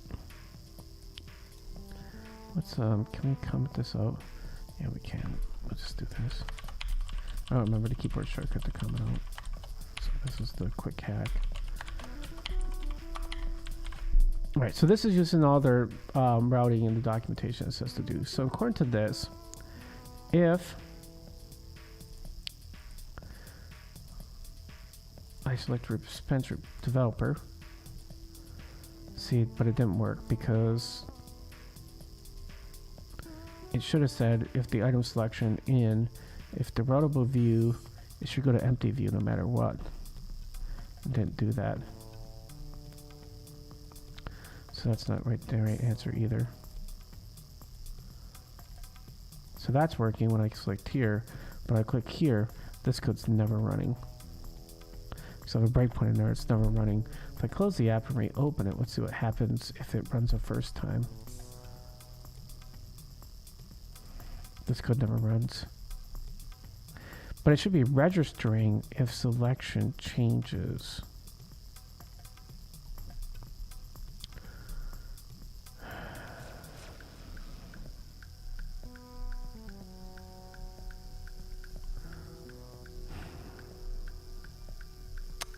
Not sure why this is not working anymore, to tell you the truth. I think I'm gonna probably have to open a ticket with Apple, like I said. and figure out what's going on here. So I think I might have to have a pit account. I'm going to take it with support, post to the forums, and see if I can figure out what's going on here. I think it may be worth my time to figure this out. Or do a POC. Let's see here. Well, it is getting late, and I have a friend that's starting a stream, so I think we're going to raid over to my buddy's stream, Nutterfi, and see what he's working on tonight. And I may have to work on this a little bit offline for Thursday to see if I can figure out like what's going on here and why iPad's not working, because it's very clear that even if I do what Apple recommends, which is register an event that says, hey, you know, set a destination here, everything works fine in iOS now, but it does not work with a turd in iPad. But if I change the code to be where I had it working with iPad, then iOS breaks, and so I can't have my cake and eat it. And I want my cake to eat it too, so that's not cool. I guess I'm gonna have to look into this a little bit more to figure out like why this is happening. Like, this is not a usable app if I can't get detail, even though I tell detail to change the detail here if it doesn't change. So once again, if I put my breakpoint in right here, delete this breakpoint here, to my knowledge, if a view comes up here, it should change, and it's not. So if I go here and I say this and I say I want to change, right there it is. So empty view should be coming up right now. So if I hit continue, and now it's running a second time and a third time, and empty view is showing up, right? So if we go back here, we say developer, empty view should still come up. So continue. And if we go to sample data, that should not come up. But if I go back to expense reports, that code's no longer running. So this is the root of the problem. Is that when I change the when I change content, I gotta be able to change the detail also as part of it. And it's just not changing. Because detail now doesn't run at all. Once it's in play, it's like you can't programmatically change it. It's also wrong information. It's still not getting state to load right. But if I click developer, now it does run. See, this is just stupid, right? So I click developer, it runs. If I go back to expense report, now it doesn't run, even though it ran before. So wait, let's just do this real quick here. Oh, because it's running here. I bet you that's what's going on. Duh, I'm stupid. It should be running this code right here when I hit expense report. So if I go to developer, this should run empty view. It does not. And if I go to expense report, details should show up expense report view, and that doesn't work either.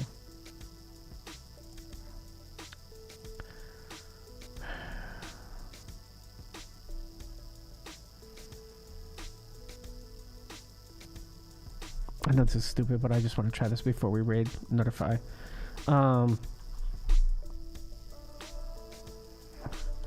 Main, let's see, DQ, dispatch, which is it? What the heck's the dispatcher for Swift now? Boy, it's getting late at night when I can't remember. I just did this earlier. Dispatch.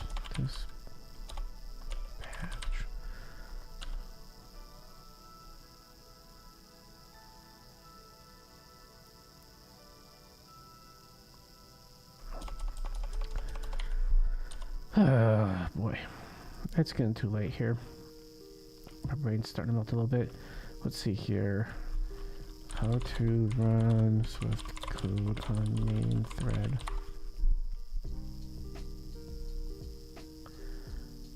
I think I asked this literally like earlier.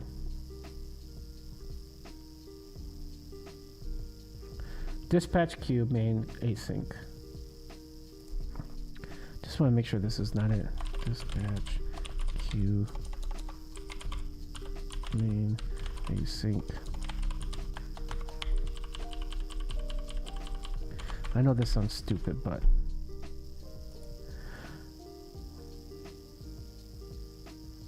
don't fail because it can't conform to view.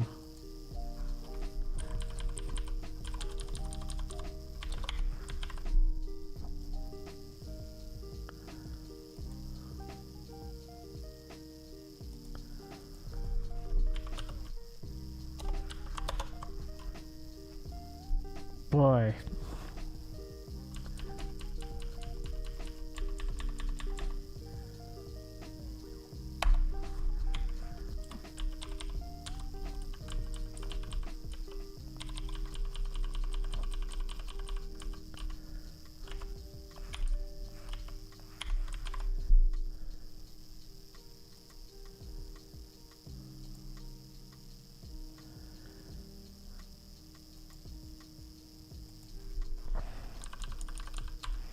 Yeah, that's not going to work either.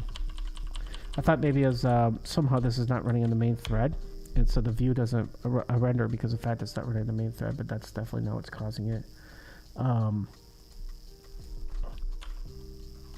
just really not sure why it's not working right. Even though we have the code to tell it to load the view, it doesn't load. I guess I could Google this real quick and see. So this is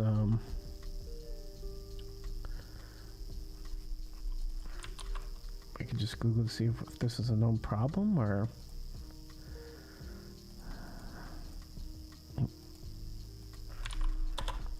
detail. No updating.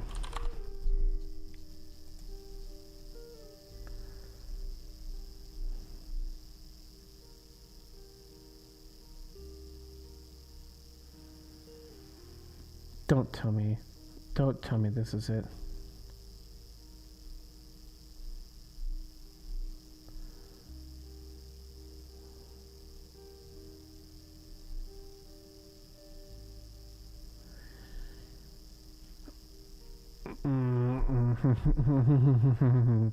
Oh, if this fixes it, I'm gonna be pissed.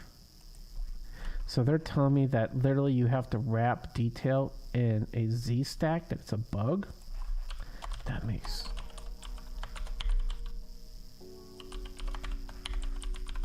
This feels really gross.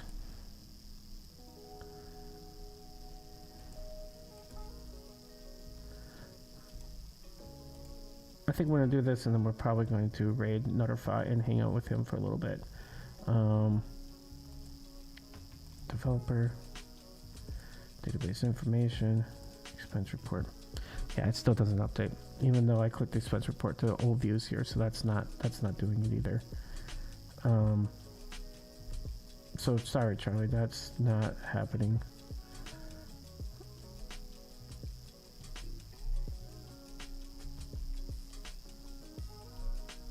What are they saying here?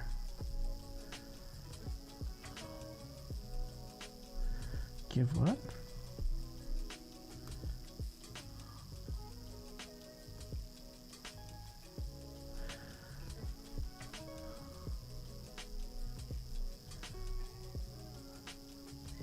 Give each one of the links an ID, which forces a redraw.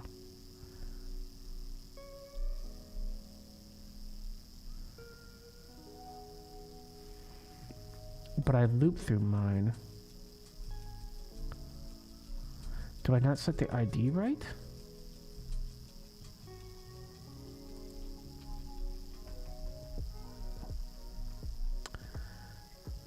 ID is set to .id. Let me just double check this. Make sure. We're definitely going to move off this, but let me just look at this real quick. Each one of these has an ID, right? That's a UUID. That's a new UUID. Each one of these items would be unique. And we're saying that the ID, that's not it either, because we're saying that the ID for the navigation for the list item for selection would be based off the ID. So that absolutely is not what's happening here, because this should auto-generate. Is this what's going on?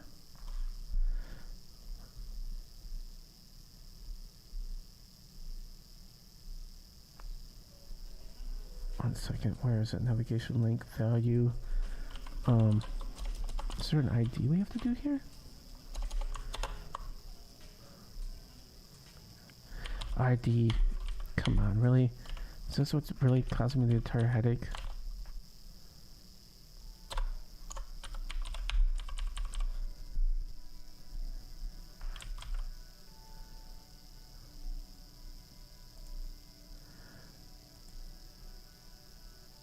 Because I forgot to tell the navigation menu link to have a unique ID, so that's why it's not flipping over. Boy, that's going to be really aggravating if this is the bug. This would be my fault, of course, then, because I do it up here because I set ID up here, but I'm only setting it for the loop. Nope, what is it saying here now?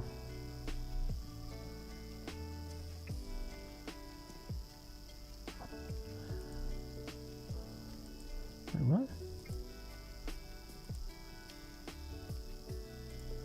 What the hell does it mean, root? Slash should just be what the current item is.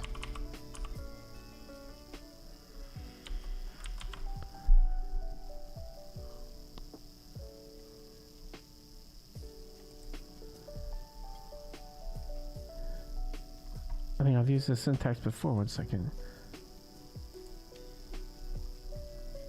Up here. ID slash ID. It would be whatever item. ID. It can't be the space that's causing it.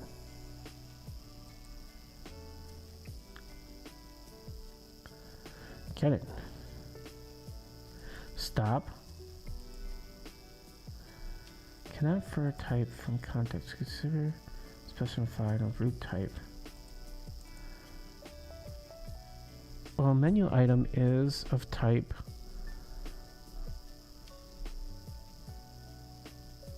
selection would be menu item, navigation menu item.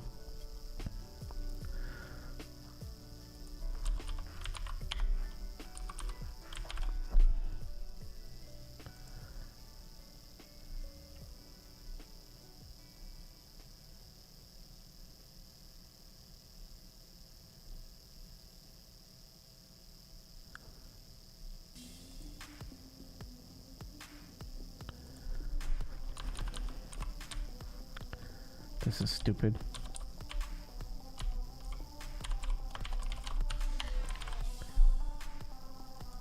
I've given it the normal syntax you give it for slash ID. That doesn't work.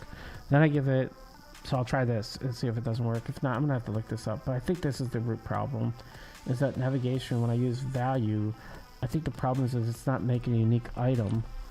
It's the only thing I can come up with why it's happening. All right.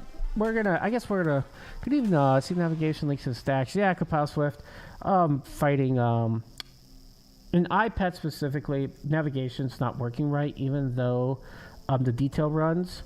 Like if I go to detail here and I put a breakpoint here, this should tell the detail to update to this view. That's how this should work, right? And what's happening is that code runs and it doesn't update randomly. Well, not randomly, very specific. So if I go to developer view and I like load this information, if I go back to report view, that breakpoint hits. And if I go past it, that view should render and it doesn't update it. And the only thing I can come up with in all this code is that the navigation link, I use value. Value, each one of these should be unique. Now, in the past, how I've done this is that you give it the item, right? If you even look up here, we make our list. We say, hey, we have to make it uniqueness, right? So we say, here's the item, and then this is the field that's going to make it unique. That's usually how this works. And so usually it requires that. But if I put the ID syntax in to say, hey, I have an item, make the navigation link unique by using this ID, it's not doing that. So if I go here and say, here's my navigation link, and I say, well, the value will be the menu item that's currently being processed, right? Because we're looping through each menu item. Right here's our list. And so we get a pointer to the menu item for each one in the list. What we should do is be able to say ID, and then be able to say what we want the ID to be to make it unique. And this should be I don't even know why it's recommending that. We're going to reject that. That's CoPilot, GitHub CoPilot. And so I hit period, and I get no completions, right? But if you do slash, this should be the item currently, and I should get all the fields inside of that item, and I should just be able to say ID. That usually should work, right? Because the ID, this is a selector. Now I'm wondering about the same problem on the ID I'm working on with 3-column navigation. It's really easy in iPhone. If you use navigation links, everything is happy puppies and kittens. In iPhone, all this works perfectly. It's not a problem. It's when you have all 3 screens open and you're trying to get the navigation links to work properly that I run into this problem. It's the only time it happens. And for whatever reason, like I said, I know the code's running. I could put a breakpoint there. I know I tell detail to update, but it does not update, which is kind of very frustrating, right? And I've looked at the navigation link documentation in iOS. Navigation link SwiftUI documentation. You can see the purple. I've been here before many times. Last visited is a lie. I visited just a few hours ago. Where is item? I want it for value though. Where I use value? Where is the API? Navigation links. Yeah. Right here. We have the value option.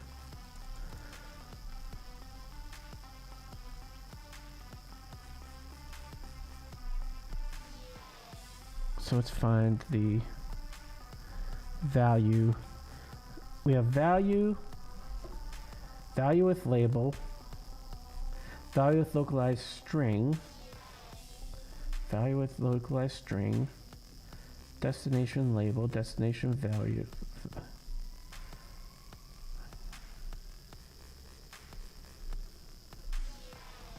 Is detail link. I thought this was depreciated.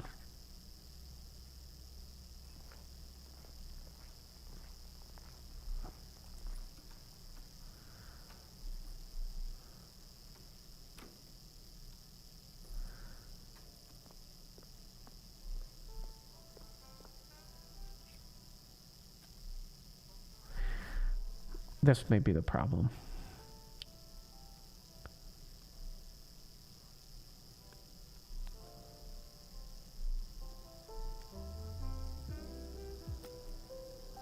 No, because the problem is I need to set both of them at the same time. That's what's going on here.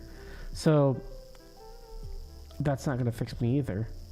Because in my app, when I click expense report, I want both these views to change, not just one of them. And if I click developer review, I want both these views to change. And if replication, both these views should change, not just one of them, right? And so the theory is that I need to scan to see if this is selected because it should change both of them. And you can see here when I do click it, I hit the breakpoint. Even though I click the stuff in sidebar view, I have, I've got all 3 targets too. It's just SwiftUI, right? So it works on both. It runs at all 3. It's just not, for whatever reason, when expense report view comes up here to say, hey, render that in detail, and that's in the detail selection here, it doesn't render it in detail, which is the super frustrating part. It just keeps the old view up. I thought it was maybe like well, I read one article on the internet that said it's a bug and you have to put it in a Z stack and that fixes it. That did not fix it at all.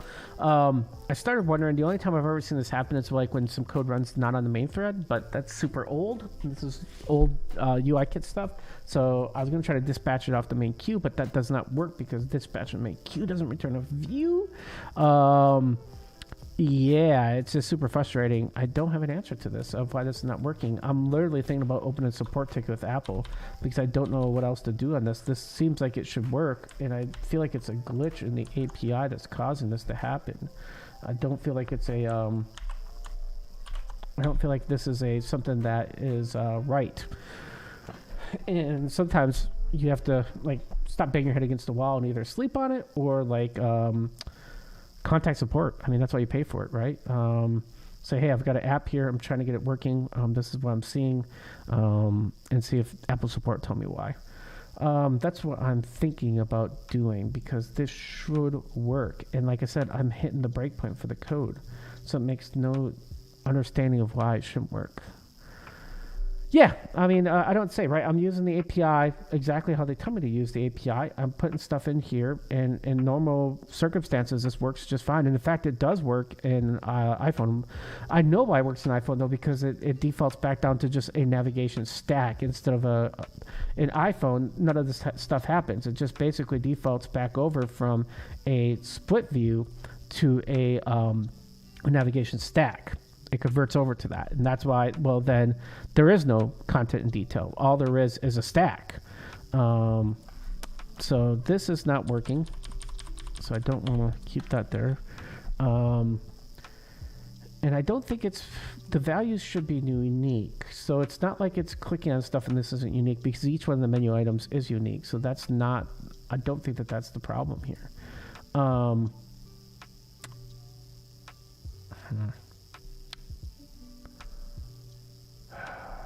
I gotta think about this for a second. So value.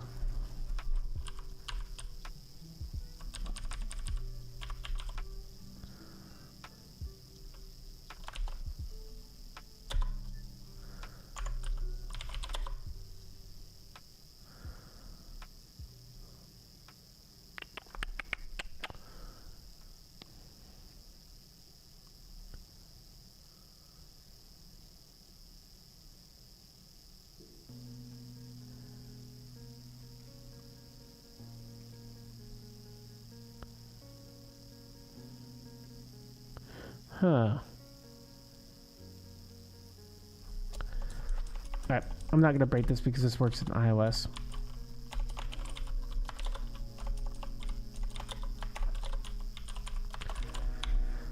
Because we're going through the loop and we need to give it the actual value item, and that's also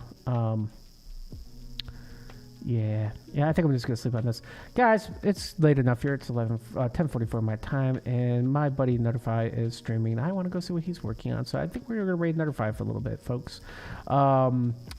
I'll be back on this on Thursday at 2 p.m. Central Time, and then I'll be back for the second shift at 8:30 p.m. Central Time.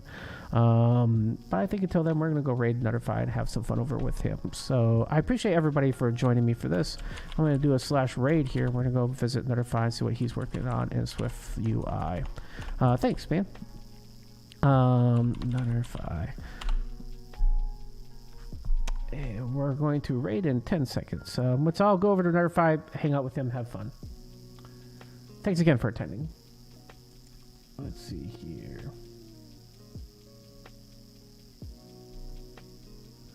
Right now.